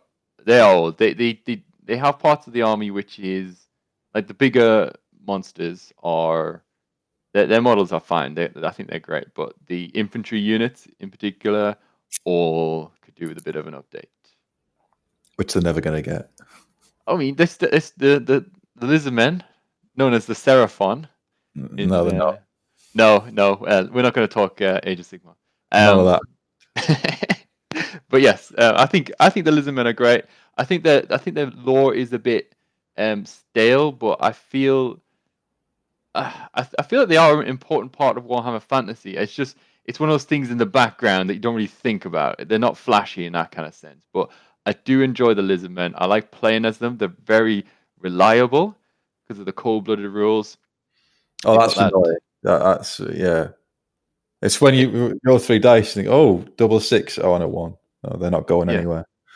I mean, you say it's annoying. I remember many times fighting your lizards, and you were like, "Oh, cold blood," and it's like, "Oh, for God's sake, will you just panic and run already?" So, What I used to do, I remember this when I first started playing them, is roll 3 dice and take the 2 highest. Like, why are you doing that? The rules. wow, That's the worst. that's terrible. Why would you do that to yourself? It's the opposite of the rule. Yeah. Like cold blooded. Yeah, they're not going anywhere. Oh, cold-blooded is a fantastic rule. Even your skinks at leadership 5 with the cold-blooded rule. But it's something like it adds 2 equivalents to your leadership, doesn't it? Essentially, it makes them just above, like between leadership 7 and 8 on statistics. Apparently, it makes them really good, and it makes your Saurus just super reliable. And if you put a Slan in the unit, they become stubborn and uses leadership 9. So, yeah, that unit is unless the stars align. I know the Slan are a big fan of aligning the stars. Very much so. Then they're not going to run. So, yeah, I like the lizards. Great. Just one last point about the lizards. I always loved the unit of the skinks with the Croxagore inside the unit. Sadly, no longer with us. That skink screen technique. No, you know that you could actually have a skink cohort infantry block with Croxagore inside it. I didn't know you could still do that. Yeah, you can have the Croxagore stand in the second rank and have skinks around him. So I love the concept of the skinks kind of scuttling around these big lads, thinking they're tough when in reality they're not. So my number 2 is Imperial Knights. And I stress Imperial, not Chaos. I like the Chaos ones, but yes, continue. They are fantastic. They are so much fun to play. I bought a knight just out of because I saw the picture of the one with the harpoon. That's all I knew it as. I thought, I like that model. I'm going to put that with my Admech army. I bought it, and it must have been, I don't know, made of crack cocaine or something, because it's actually addictive to build and buy more knights. It seemed like I could get a knight built within a day and then undercoat it and get it looking pretty good within a very short space of time. So that's quite encouraging to get you to buy more. And painting is not something I'm a particular fan of. So the speed at which I could get a knight done was amazing. And they just look so impressive. They're huge on the tabletop. And they're so much fun to play, and they're so everything about them is ridiculous. You could never use that sort of thing. I know it's a ludicrous setting, but to strap a massive chainsaw onto a knight and put it into combat, into hand-to-hand combat with things, or to strap a giant flamer onto something, or a harpoon that electrocutes things at short range. It's so ludicrous that it's just fun.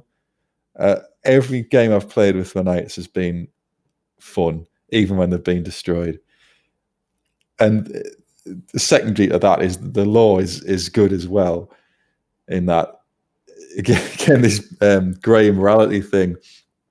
During the Age of Strife, all the planets who had been accepting to psychers and said, "Oh yeah, we must accept them and use their skills and stuff," they all had portals to the warp opened and were devastated. The Night Worlds said, "We're not having any of this.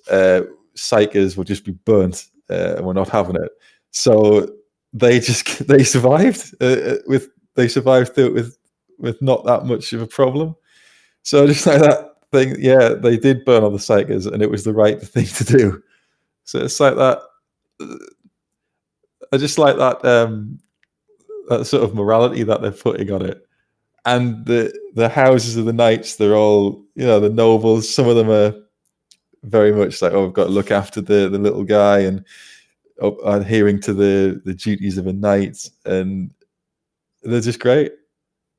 Yeah, I was surprised about how much lore there was behind the knights themselves. It wasn't until you started collecting knights that I really looked into them. I just saw them as like, oh, that's a big cool model. But once you started collecting them, getting into them,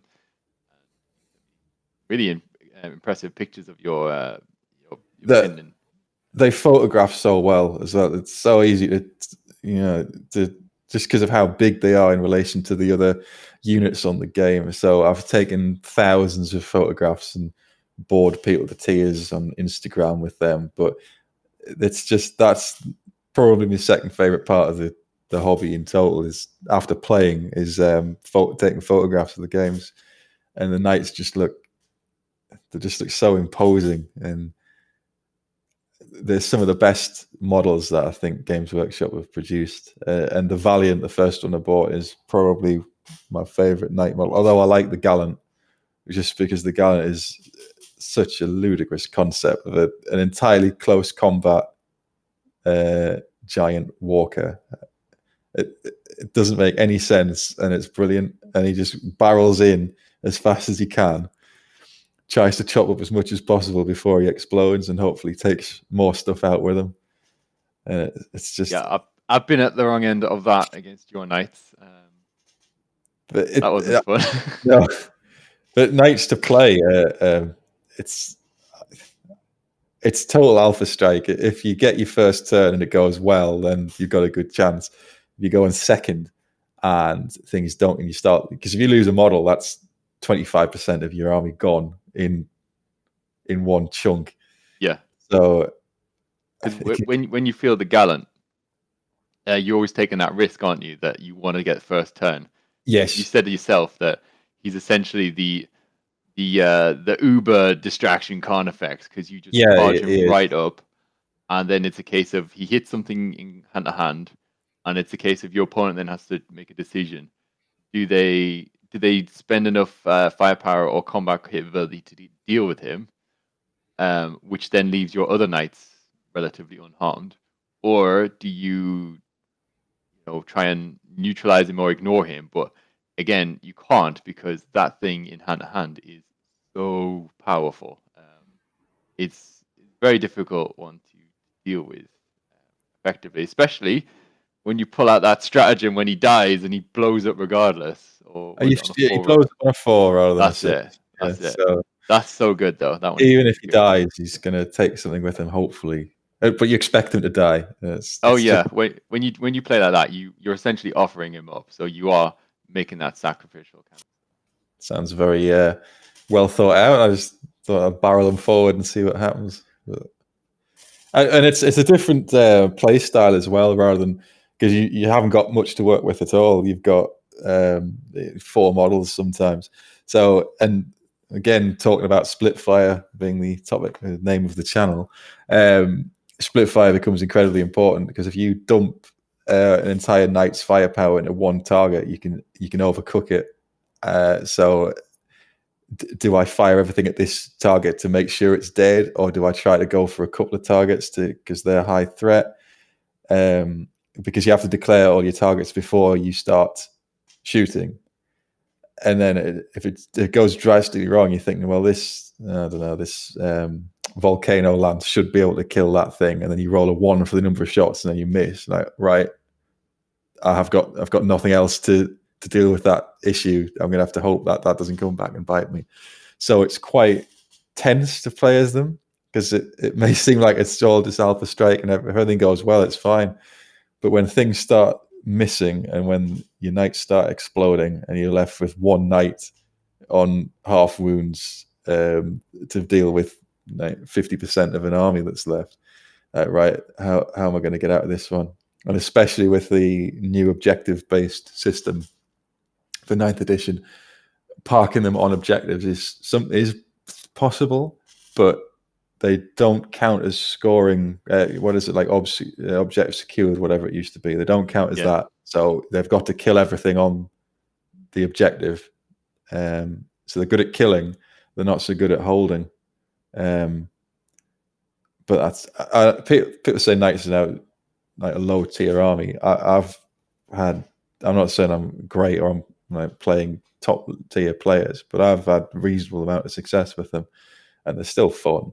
And I'd still play with them even if they were low tier army, because they're just so much fun to bring, to play, to shoot, to paint. Even I've actually enjoyed painting Knights. So I think one of the reasons why people describe them as a low tier army currently is because of the objective based gameplay, and with the relatively recent updates to melter weapons and the addition of certain units which specialize against vehicles. So I haven't played with the updated melter rules, so this may be subject to change if they can just be melted immediately or whatever it is. But they're still so much fun. I did like in the lore as well. I know you briefly touched on it when you said that morally grey area where they just burned all the psychers. Yeah, totally not accept. They didn't anything that's changed on you not having it. But they're also ancient. They predate the Imperial Knights. They're STC constructs, aren't they? They're sent by the I think it's the year 20,000 or even 15,000. They're sent out on colony ships and produced to blow apart rock, or chainsaws like to cut down trees and stuff just to get the colony started and to protect it. So I like how an entire feudal nobility emerges from these colonies. You've got knights in armor defending the populace, and different houses take that more seriously than others.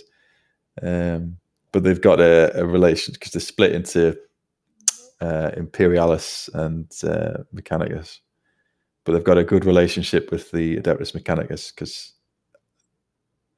they're of extreme interest to the Mechanicus because they can turn them out. The STCs exist, and they're very simple and very powerful to develop.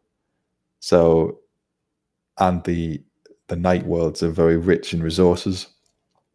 So the deal is that the Mechanicus will provide them with repairs and new night suits in return for vast amounts of resources. So everybody wins. Yes, probably my favorite 40k army, Imperial Knights, and it was entirely by mistake. Well, not mistake, but just I'll buy that. I've got 80 quid spare. I'll buy that knight. I remember it. You were umming and ahhing about buying a knight for a while. I think you went on holiday and you sent me this message saying, "Stuff it, I'm just going to buy one. I want one." And I was like, "Okay, cool."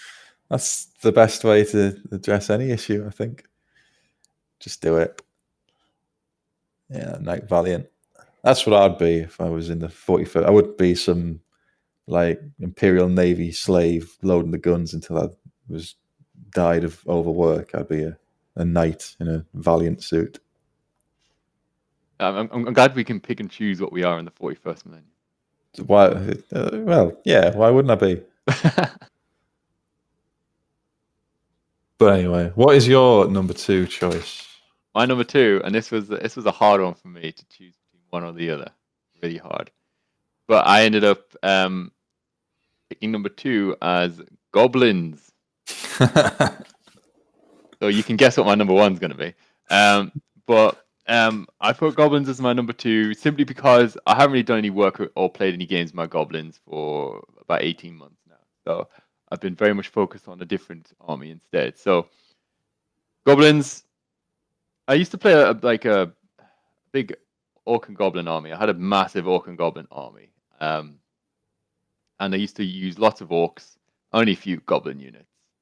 And every game I had, I used to always reflect afterwards that it was always my Goblin units that I thought were the most fun or performed better than I expected them to. I always felt a little bit disappointed in my Orcs. I felt that they should have done more, they shouldn't have died so easily, that kind of thing. So I ended up losing that army, unfortunately. I lost it and I had to start again. And I wasn't going to start again.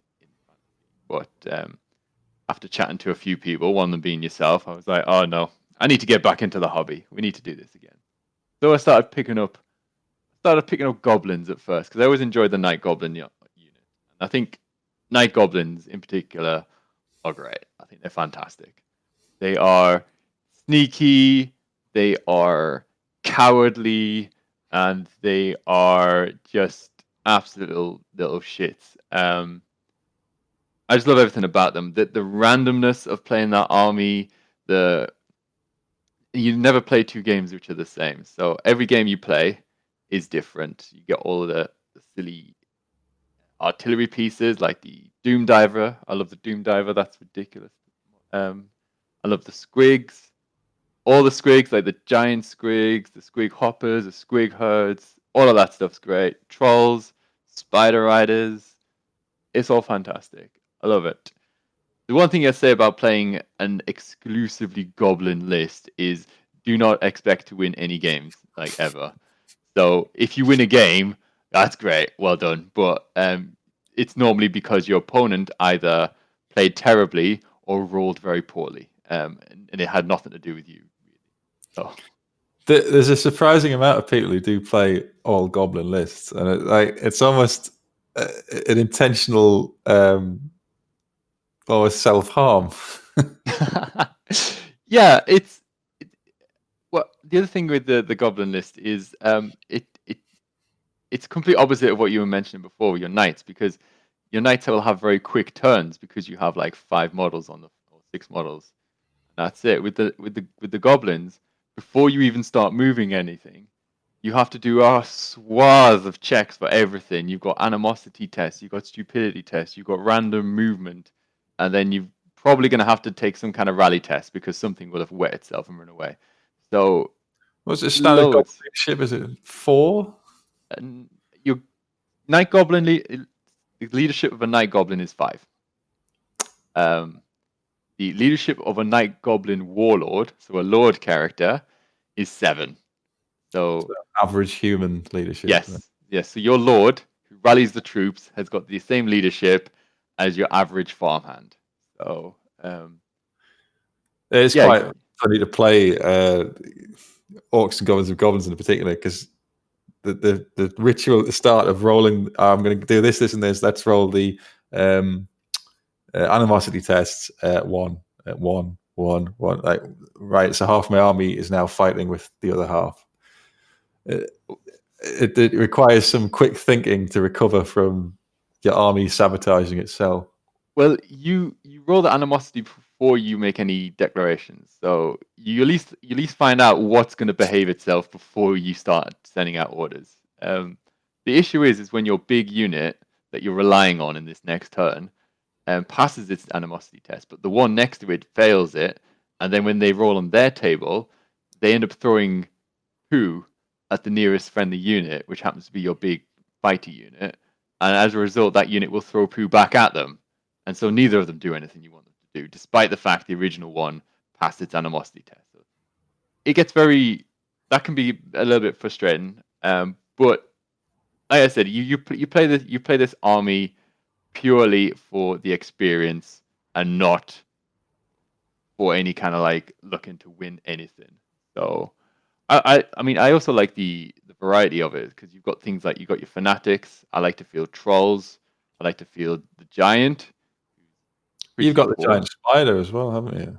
I do. I do have the giant spider. I haven't gotten around to painting it. I was on a absolute painting craze, but I haven't got around to doing that one, unfortunately. Fantastic model, the Arachna spider. Incredibly durable, very fighty, unbelievably expensive in points cost as well. So if you do decide to field him, you need to get him going immediately. And also as a monster, he's immune to animosity. He's not subject to that. So he's one of your units who's going to do what you tell him to do. You got him at Warhammer World, as I remember. I did. After a sustained period of peer pressure, I ended up buying the spider, despite the fact I said I wouldn't. So. Well, all I can say is your opponents know what's good for you. I mean, they do. They do. They have my best interest at heart. No. Should have done is got a second one, really. I mean, that would have been the what do they call it? The 900 IQ play. But, I'm not familiar with that one. Maybe in the future. But I don't know. I don't really, like I say, I haven't played much fantasy recently. Everything else seems to have been sidetracked by something else, which we'll get to in a little bit. But I really enjoy the Orc and Goblin army, or rather, just my Goblin army. I think the lore behind the goblins is good. There's a few standout goblins who have fantastic lore around them. Most of the lore is about orcs, to be honest. Goblins are very much kind of like a support cast to them. But there are some standout goblins who've got fantastic lore around them. So the two who jump to mind is Grom the Paunch and Skarsnik, Warlord of Carrick 8 Peaks. Those two stand out the most. Grom the Paunch, being a goblin of absolute stupidity. I think he lost a bet, or for some reason he decided to eat troll meat. So trolls, famous for their regenerative powers, he ate some troll meat. So when he ate the meat, as his digestive system tried to digest the meat itself was regenerating itself. And apparently this goblin rolled around for like days on end in unceasing agony whilst this battle of his gut and this troll meat went on, until eventually his gut actually won. Like he became a much bigger and more powerful goblin as a result, and became a warlord. And I don't know the full story behind it, but somehow I don't know if he got his goblin army, and I think they were sailing to attack the Empire or something like that, but they got blown off course and landed on Ulthuan. Am I right there? Yeah, he's rivals with Eltharion the Grim. That's right. He's the lad on the Griffin, isn't he? Yes. Yes. So yeah, his goblin horde got blown off course and landed on the shores of Ulthuan, where they did what goblins do, and they just started like burning and pillaging the place. So, big battle on Ulthuan. Grom was defeated in the end. Like most bad guys in Warhammer Fantasy, he didn't do so well in the end. But a great little story. He rides around on a unique chariot, which is pulled by 3 wolves, and he's got a special magic weapon called Elf Biter, which is a magic axe. It makes him no longer fear elves, and in fact, elves fear him instead. And I think it also makes friendly goblin units within 12 inches also not fear elves. I can't remember. Because that's another little interesting point about goblins. Unnecessarily, they just fear elves. They feel that elves are just weird. They smell bad and stuff like You're that. throwing around the unnecessarily word a bit too liberally there. I do apologize. Got a very good reason to fear elves. I mean, elves are absolute killing machines in 8th edition. But yeah, that's another little point. When I play my goblins and I go up against elf armies, that's an additional little handicap. Another little leadership test for you to Yes, just another little leadership test to do for fun. Because yeah, why wouldn't you want your army that already sucks at combat not to then have to roll fear tests against average troops? Well, your opponent's average troops. But yeah, the goblins they've got things like fanatics, which are great fun. They've got things like the Mangler Squig. I think he's a fantastic little unit. The new Mangler Squig that they released is amazing. It's enormous as well. It's way too big for use in 8th edition. But I did buy one and then not assemble it, like I do with a lot of things. So I'd say this is the one that's in plastic rather than resin. Yes, he's the plastic one. My resin one, I put it together, and then it's basically 2 heavy balls of resin attached with spindly legs. And because they're so heavy, the resin started to bend. And as a result, I had to pin it onto the base, and it now has like a non-uniform base. I'm sure you remember seeing it, but it's I'm sure it's totally acceptable. Well, yeah, it's fine because the Mangler Squig itself, it doesn't fight in combat. It essentially acts like a super fanatic in that it bounces through things. So the base size itself doesn't really make much difference. No, But yeah. but fanatics is something. Well, if you're a good player, you remember. I tend to forget that they exist until somebody says, "Stop! You're 8 inches away." No, this happens. Yeah. But Right. also they're concealed, so your Yeah. opponent doesn't know where they are. And if you've got a habit of always fielding them, your opponent will hesitate to get near. So I remember playing against one of my dwarf player friends. He moved one of his units within 8 inches, and then he stopped and stared at me. He was like, "Does anything happen now?" And I'm like, "Not yet. Nope." And then he was like, "Damn, I was hoping to bait that out." And I was like, "Yep, they're not in that unit." Yeah, So sometimes it's really obvious, but other times it's. yeah, it's when you You put don't know how many there are either. There could be 1, there could be 6. yeah, so it's a maximum of 3 per unit, and if you've got 3 units of night goblins on the board, but you've only got 3 fanatics in your list, then they could all be in 1 unit, or they could have 1 each, or it could be a combination of things. So if your opponent has 3 units of night goblins and 9 fanatics on the side of the board, you can pretty much guess that they're in every single unit. That's the whole. It's got to go well. Typically, for that kind of army, it's got to go well straight away, because otherwise they then become random movers who can then cut through your own side.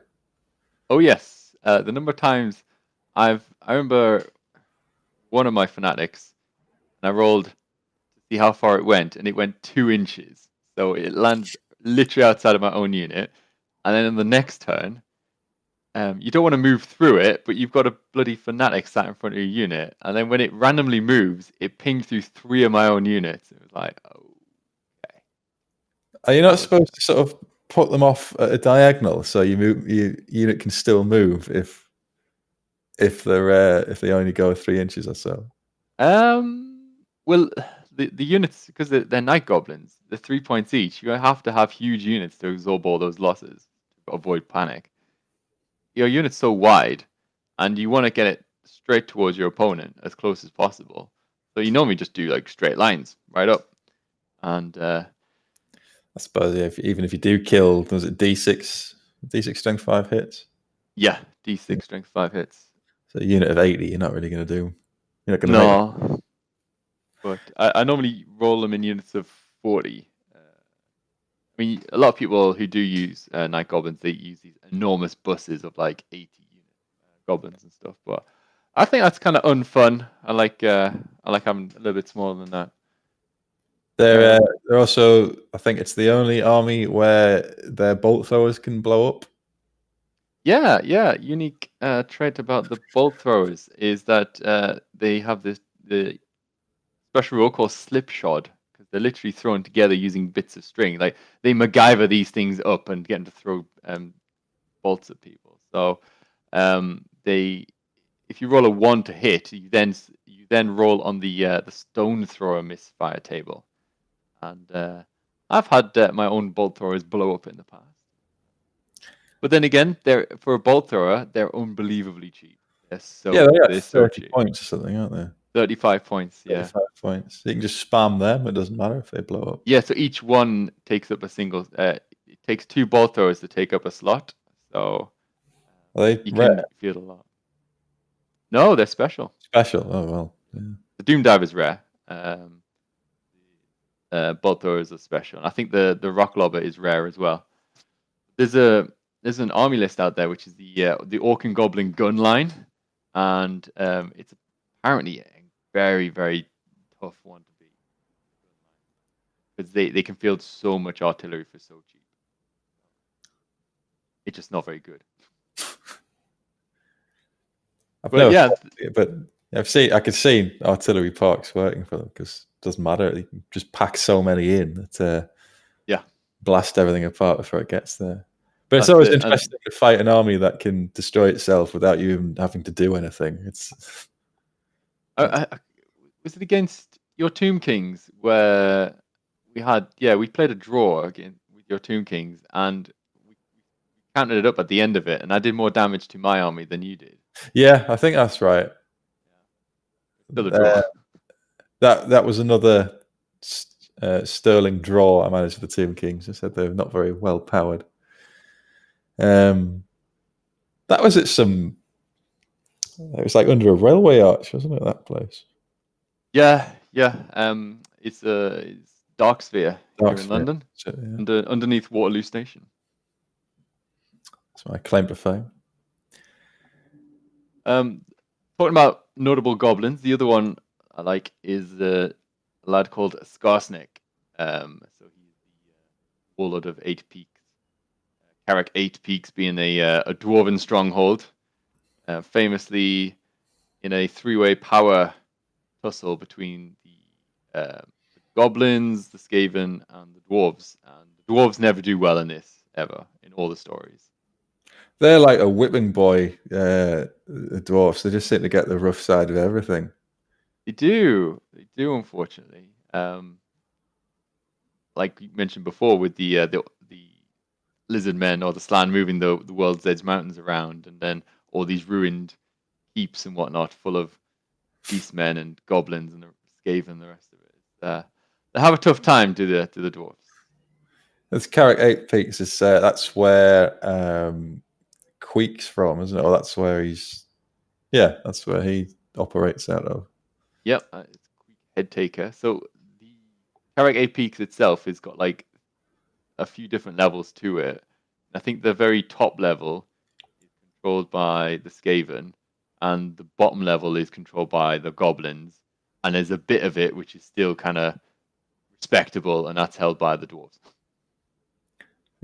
I forget what the dwarf High King's called, but he's made it a pledge to address every grudge in the Book of Grudges, which would be optimistic, I would say, but you never know. They might take it back. But yeah, I will leave it there for my beloved goblins. I do love them. Ever always funny. No game's ever the same, but you don't win games. You're just there to have fun. Winning's an optional extra anyway. So we move on to your number one. I've got a funny feeling I know what it is. Can you guess who my number one choice was?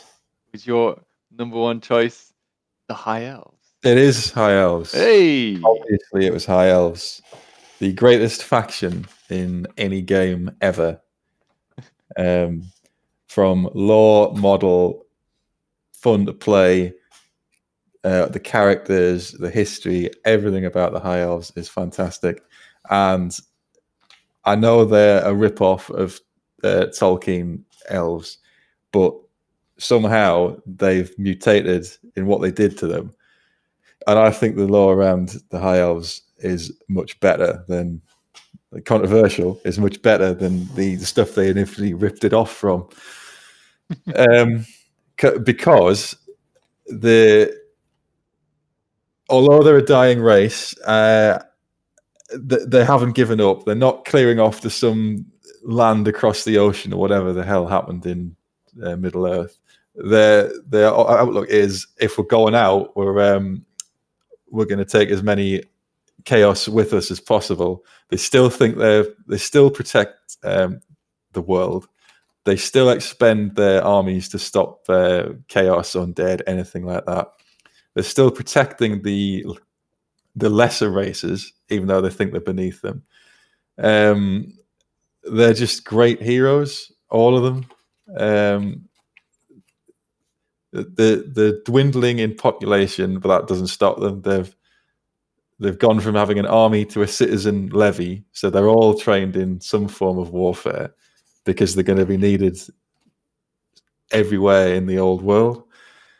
All the lore really is surrounding them. The reason the world's the way it is linked to them.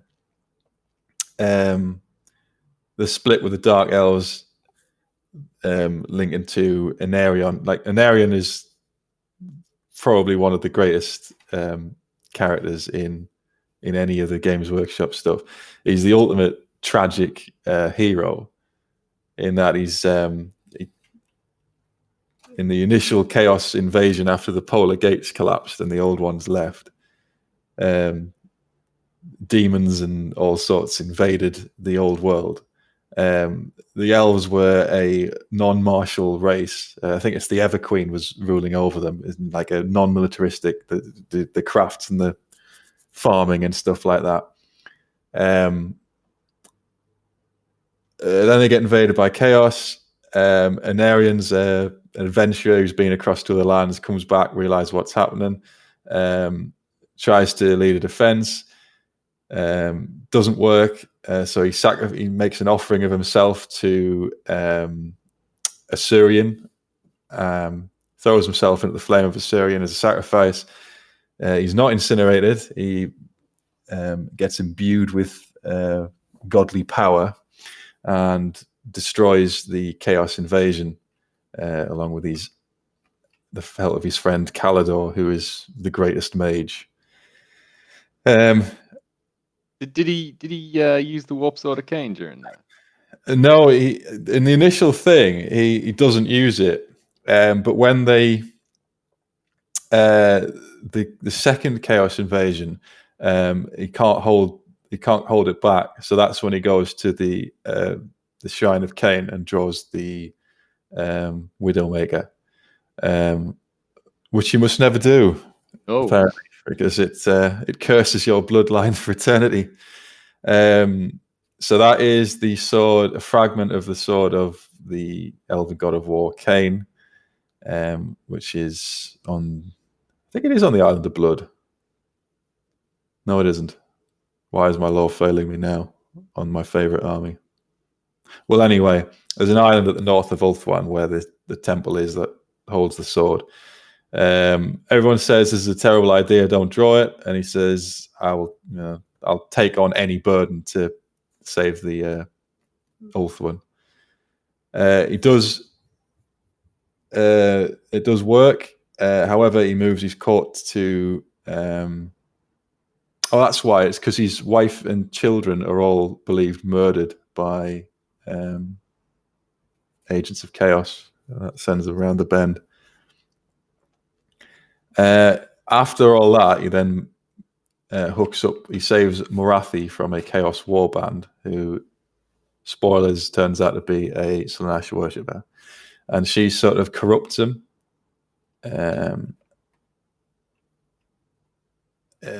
And he moves the court to Nagaraith, and it becomes this sort of depraved, sort of like proto Dark Elf court culture. And then, so there's a lot of murder and all sorts going on. So he sort of loses his way quite a lot. Then there's another chaos invasion, and Calidor suggests draining all the magic from the world in some great vortex thing, which will depower the demons. And Arion isn't. He doesn't want to do that. He doesn't think that's a very good idea. It cuts Calidor off. Calidor goes off and does his own thing. Calidor appears to him as he's doing this ritual, asking for his help.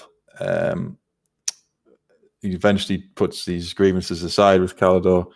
They have this massive confrontation in the great in the middle of the Inner Sea.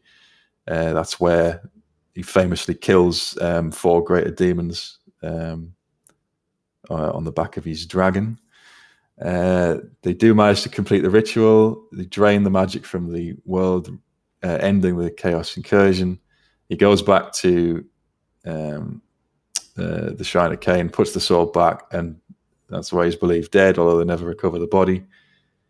And then his son is passed over for the title of Phoenix King, which he apparently takes quite well, but actually secretly... I don't think he did, to be honest. No, didn't work like that. So he poisons, I think it's Bel Shanor, who's the next Phoenix King. Yeah, I think you're right, yeah. Poisons him, says he's a secret chaos worshipper, poisons the council, says I'm the real Phoenix King, walks through the flame of Assyrian, who rejects him, incinerates his body, and that's when the split with the Dark Elves comes with the High Elves. They spend the next thousands of years having a go at each other. Sometimes Dark Elves get the ascendancy, sometimes the High Elves do.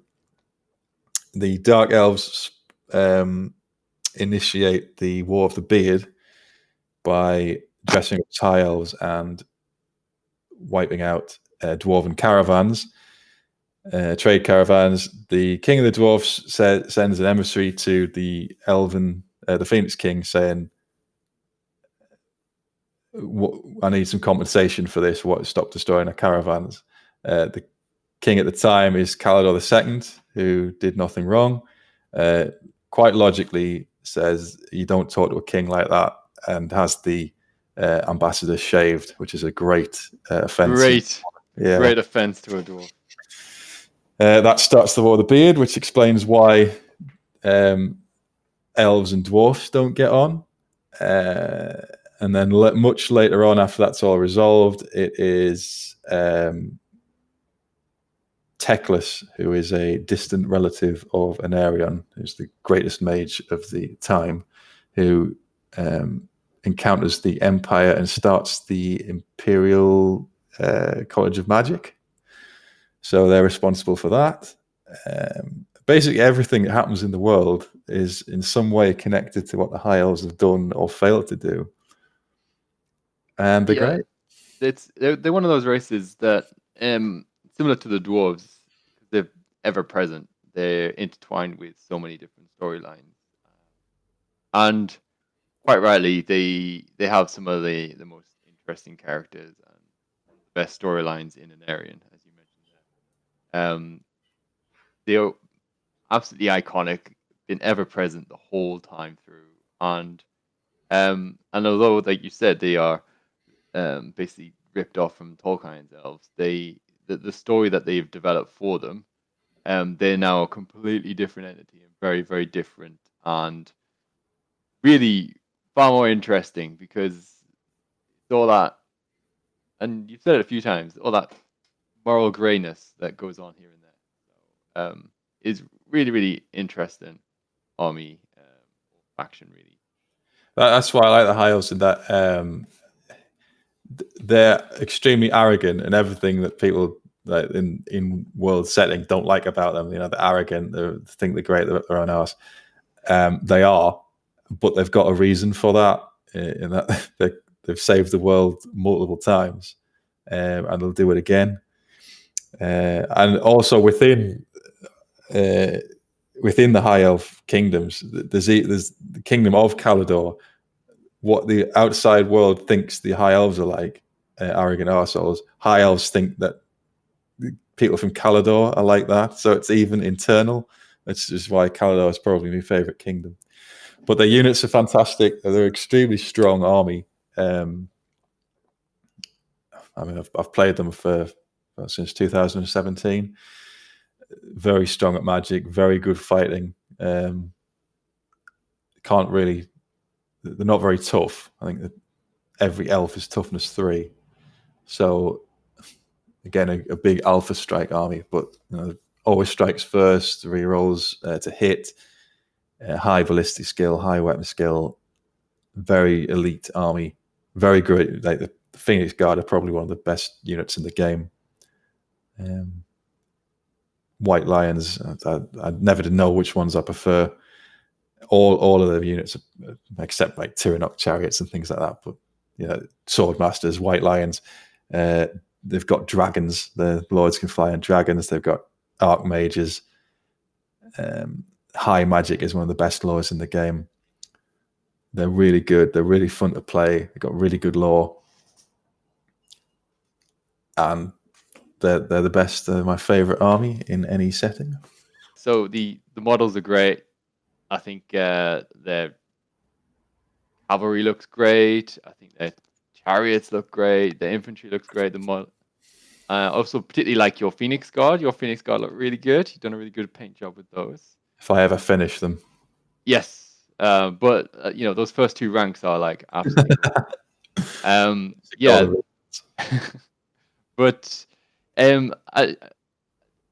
on the flip side, I do feel they're a little bit oppressive on the battlefield. They're one of the newer codexes, or army books rather, or 8th edition. They were one of the last ones made, and the power creep was very much in full swing at that point. So the most powerful book being the Dark Elf book, and the High Elf book isn't a million miles away from that either. The army-wide ASF is probably my only really big complaint.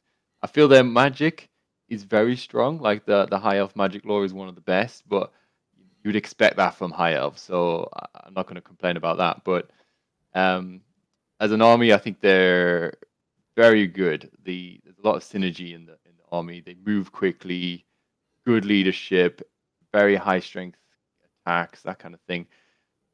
Limited numbers, they can't take a punch, but that's not really an issue if there's nothing left to punch you back. Because high elves on the charge are absolutely devastating. Really That's cool the army. idea. That's it. If you're starting to take hits back, something's gone really wrong, as they'll not stand up to it. But they've got a lot of great eagles are one of the best units in the game. It's 50 points, and it can do everything: blocking, drawing out fanatics, like we were saying before, going after war machines. Everything's got such utility. It's great.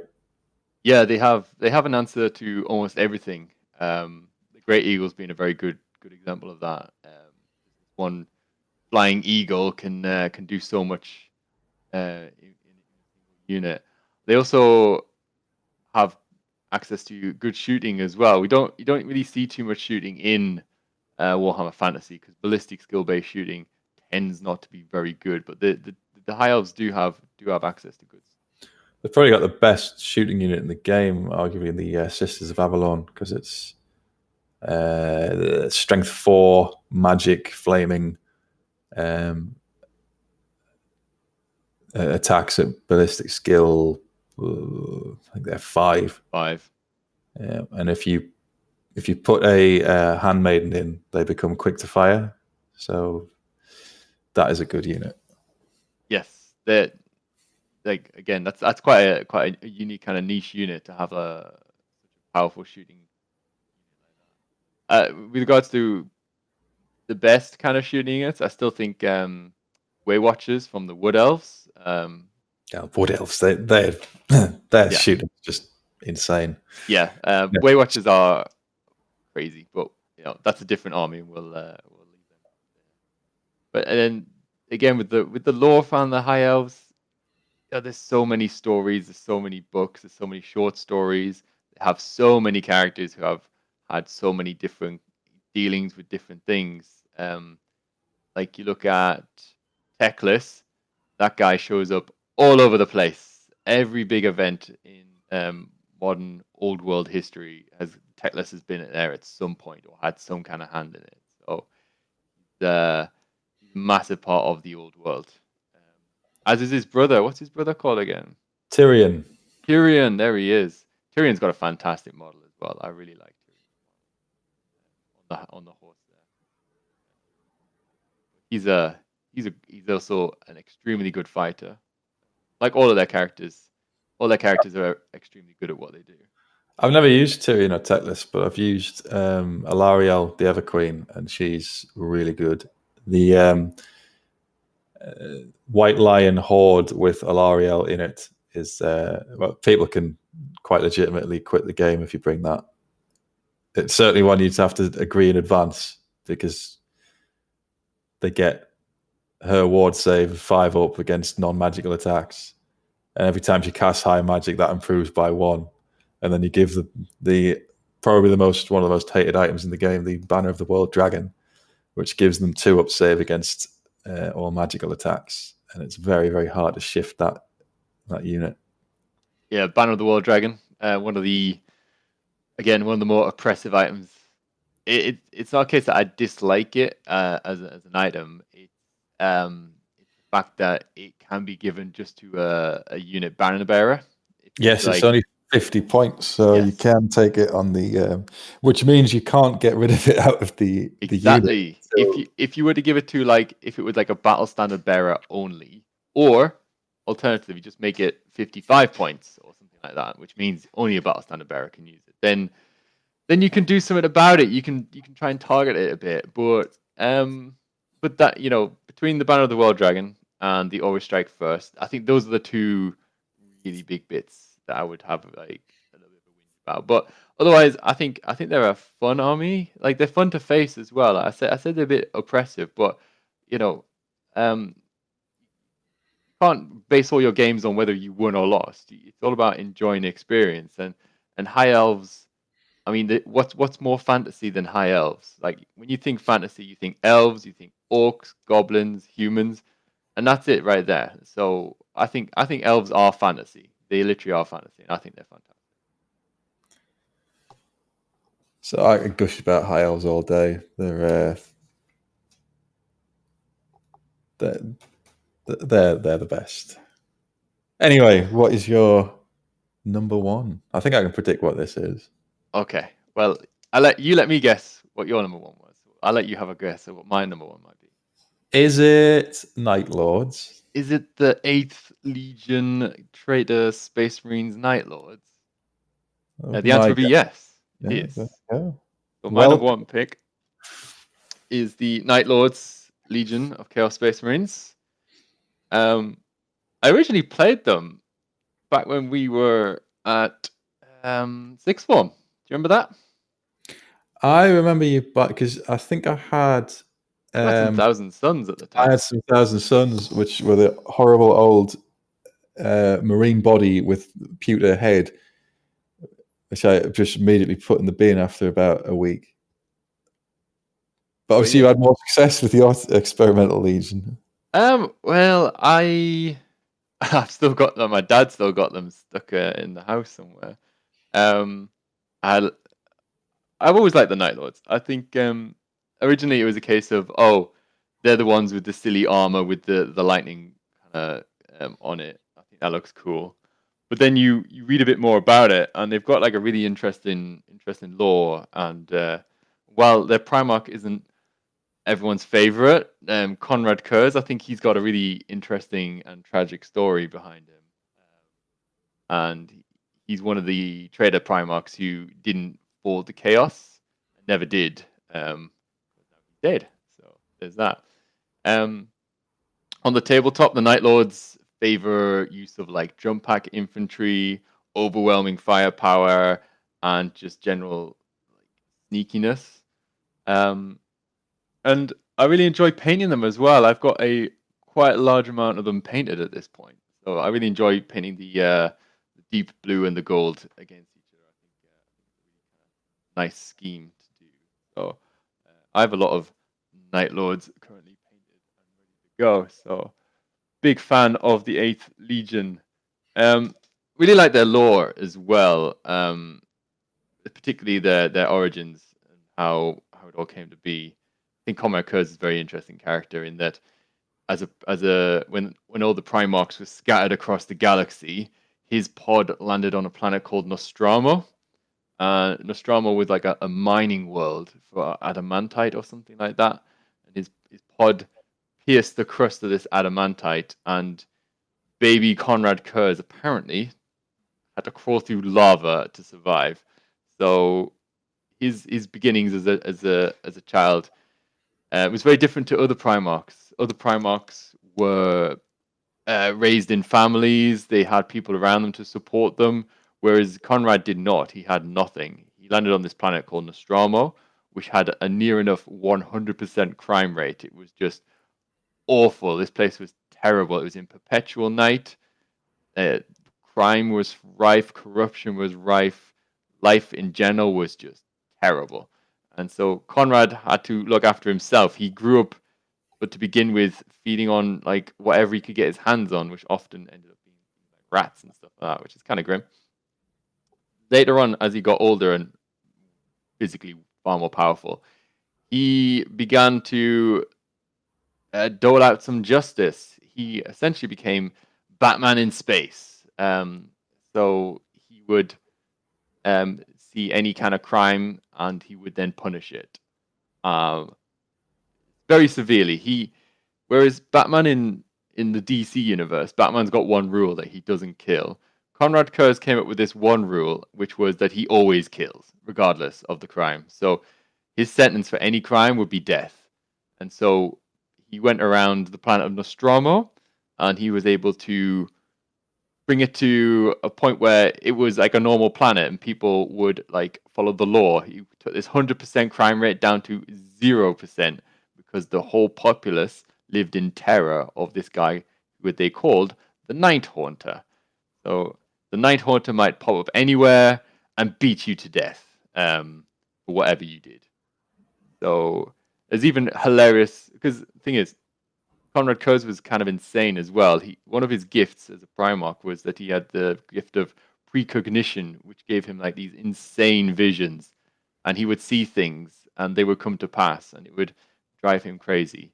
So whenever he would kill someone, he would see their life ahead of them, and then he would obviously then end it. So it would drive him insane doing that. There's one example of him where he used to view suicide as a crime. So he would find someone who was attempting to kill themselves and stop them and save their life, only to then punish them by killing them. So he was insane in that kind of way. It sounds like the Ben Affleck version of Batman. A bit more emo, but yeah, sure. Do you listen to Linkin Park quite a lot? This. So when the Emperor did arrive to Nostromo with his Primarch sons, I think it was Fulgrim, Ferris, and Vulcan was there as well. He greeted Conrad, and Conrad immediately had a vision of his own death at the hands of the Emperor when he met the Emperor. So he had a vision of Fulgrim as a giant snake-like beast. He had a vision of Ferrus Manus getting his head chopped off, and he had a vision of Vulcan. Or was it Dawn? I can't remember. One of them, I think it might have been Dawn, who was wandering forever, lost. So we had all these visions, and then immediately the Emperor said, "Look, we're going on a crusade. Get your shit and let's go." So he was given the 8th Legion of Space Marines, known as the Night Lords. And he immediately instructed them to begin adorning their armor in skulls and other kind of iconography, which makes it scary. And the original recruits from the Night Lords came from Terra, so they were fairly normal kind of Space Marines. But as the Crusade went on, the replacements, like in normal practice, would then come from the Primarch's homeworld, which was Nostromo. But as soon as Conrad left Nostromo, it became this horrendous criminal wasteland again. It was just back to where it was before immediately. So their recruits were essentially murderers, rapists, just absolute criminal scum, but then put in power armor and told to go fight for the Emperor. So as time went on, his legion became more full of the wrong sort of recruit you really want. And the Night Lords started to get the view of suspicion on them, that they were something wrong with them. They would use way too much force in what they were doing. They would wipe out whole planets for small transgressions and things like that. So they went on a bit of a spree, and eventually joined Horus during his betrayal, and were one of the 4 legions involved in the drop site massacre on Isvan 5. So generally, bad set of dudes. I do love the Night Lords. Like I said, I like their paint scheme. I like the way they play on the tabletop as well. It's all about jump pack infantry, combat, striking from the shadows kind of thing.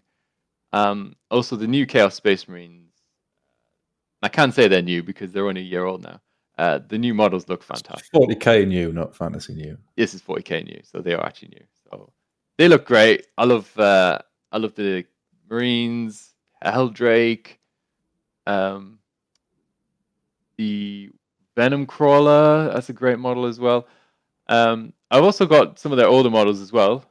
Things like the Vindicator, Predator, Rhinos, Land Raiders, all these kind of things. I think they're all fantastic. So I really like the whole aesthetic of them. So I really enjoy painting them, assembling them, playing them. My track record as a Night Lords general isn't great. Not gonna lie. I spend most of my time getting annihilated by Harlequins at the moment, which is a bit disappointing. But, I think in general the Chaos legions are a lot more interesting than the Loyalists, with a few exceptions. But Night Lords they're not affiliated to a god. I don't even think they particularly worship Chaos in any way, do they? No, they never truly felt chaos. They view chaos as something as something to use. They don't really follow it. They also, at the moment, currently, the Night Lords Legion is, as you can imagine, a legion comprised of nothing but criminals. Isn't a particularly coherent fighting force. So they are splintered into war bands, not so much like a coherent fighting force. So and that just gives you great kind of scope. You can like write your own little bit of lore about your own warband, who they are and what they do, kind of thing. So again, it gives you that kind of scope to do your own thing and have fun with it. So I really enjoy that part of it as well. Still working on my lore. I won't reveal it just yet because it needs a bit of tightening up. But I'll send you like a 6,000 word document later, I'm sure. Yeah, I'll review it in good time. Is this for a crusade in the future? Yeah, so I do have a crusade force done, painted and assembled, everything, based and everything. It's great, but I'm already having second thoughts on my picks for that. So fortunately, I've got time on my hands because that's all anyone. Time for that. Yeah, there's lots of time because all we have at the moment, which is a shame. I recently fell to Chaos with the Thousand Suns, so maybe some intra traitor legion combat in the new year. I mean, that's the other thing about the traitor legions. They spend as much time fighting each other as they do the Imperium. So That's another thing. Like, how does this even work? Like, who supplies the traitor legions with new equipment? Who gives them the new? Like, how do you get more Night Lords? How do you produce more Night Lord Marines? Where are where's the gene seed coming from? So when it comes to some gene seed is a lot more stable than others, and the Night Lord one is considered to be one of the more stable ones, despite the amount of time they've spent in the warp. However, it's the Dark Mechanicus, which is a thing. They are the ones, bit like in the Imperium. They have like essentially dark forge worlds sat around in the Eye of Terror and things like that, where they churn out equipment and armor for the and a lot of the Night Lords recruits currently they actually come from renegade chapters. So a chapter will leave the Imperium and will then dissolve on their own. So some will do their own thing or whatever, and a lot of them, or rather, the Night Lords will happily recruit renegade Marines into their ranks. Well, you've got to have a system. But I mean, if you were to look at it and work out how many Chaos Marines there are and things like that, they should have run out of Chaos Marines a long time ago. They it's the only, they can use the warp for any excuse. Yeah, the warp did it. Yeah, they went back in time. There's more of them. Yeah. I mean, the warp is essentially magic, so you can just say yeah. It was the warp. It's our get out of jail free card. Yeah, it's fine. It doesn't have to make sense. No. I mean, 40K. We don't do that here. No. But yeah, that's your Primarch's dead though, isn't he? Is quite an inglorious end, really. Well, after the siege on Terra, which everyone knows how that went, and Horus died, but the Emperor was then mortally wounded and ascended the Golden Throne. Everything it was all for themselves. So the Night Lords retreated with everyone else. They took a few planets within the Eye of Terror, and on one of these planets they built, and this is weird, but they did it anyway. Apparently, they stitched together a fortress made out of living beings. So they took the human centipede concept and made it enormous.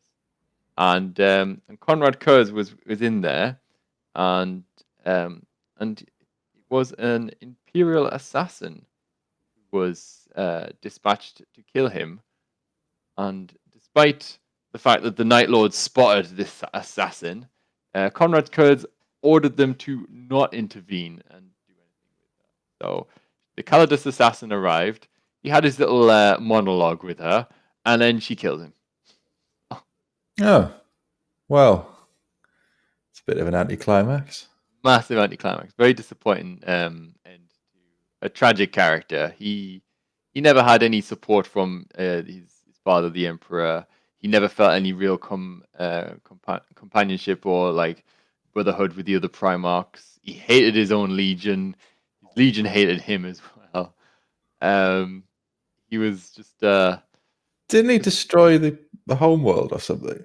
yeah. So it was as soon as the heresy started, he destroyed his own homeworld. He ordered his fleet to destroy Nostromo.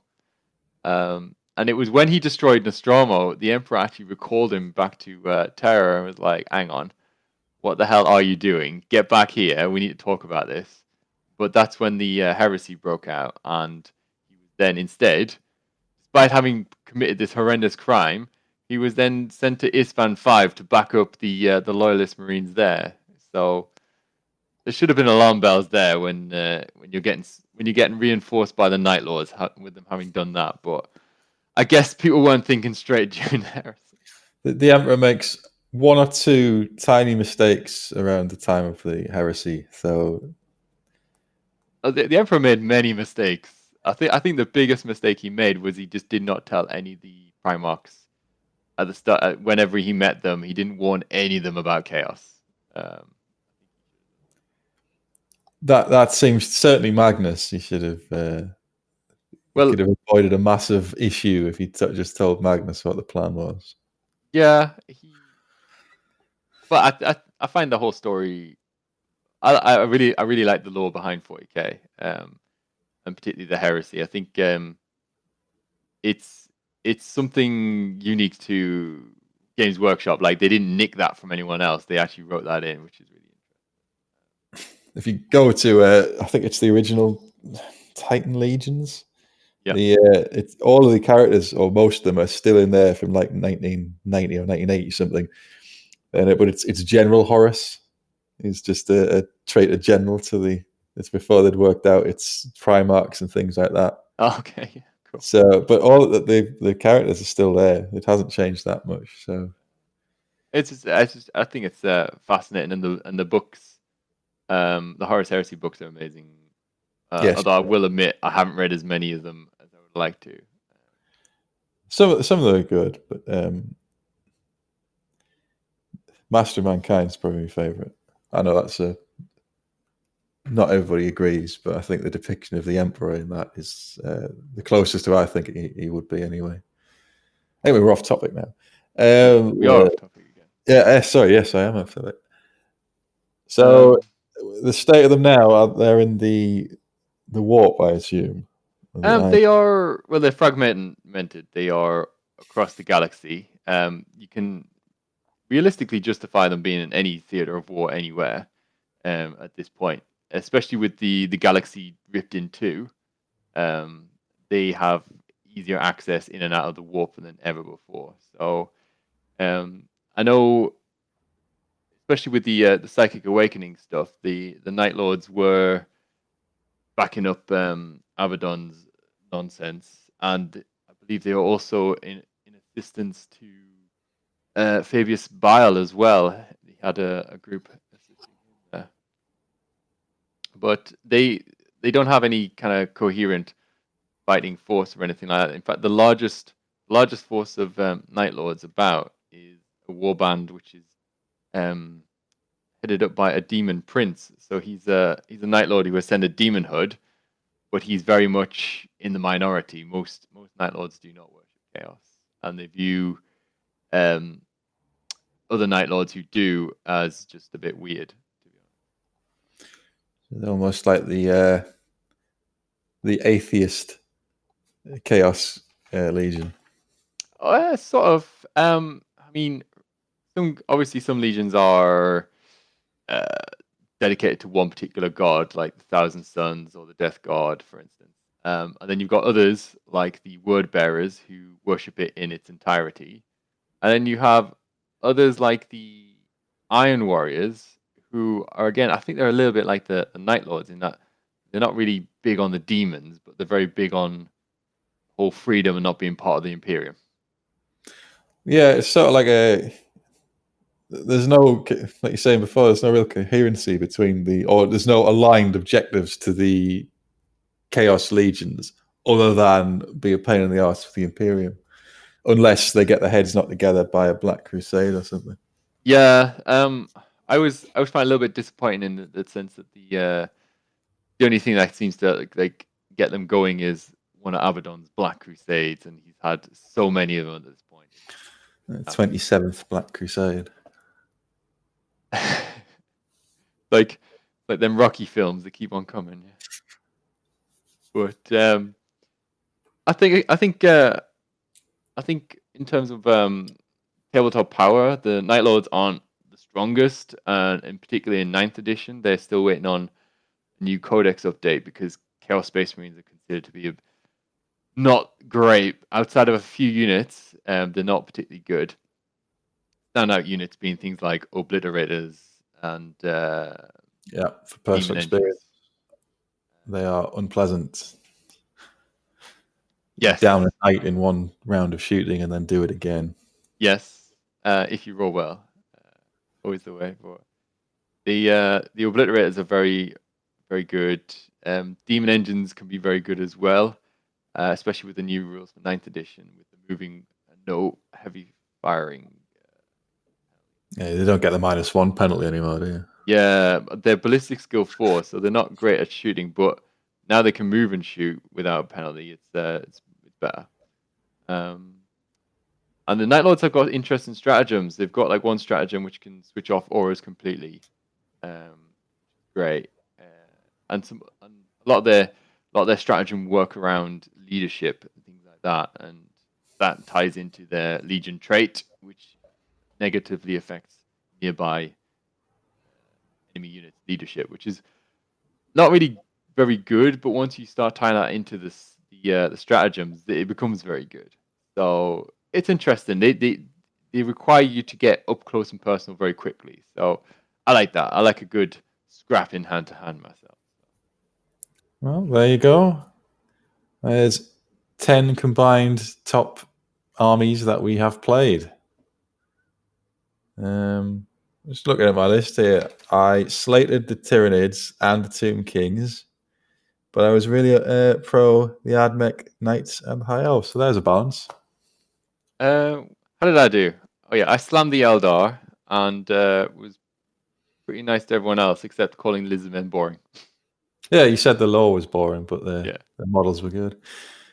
It just shows it takes all sorts, doesn't it? In your top 5, if you can point out the problems with it, but you still like them, I suppose that counts for something. Yeah. Well, thank you very much for being guest number 1. If you've got any social media or anything you'd like to plug now, fire away. I'm going to spare you with that. I've already got a legion of fans on my OnlyFans account. So. Yes. We'll perhaps transfer across to OnlyFans later on if this picks up or not. Just be careful. The burden of fame is there. I can well believe it. On that note, thank you very much, John. No, I had a lot of fun. I appreciate you inviting me on. I wish you luck with this. I'm looking forward to hearing some more opinions.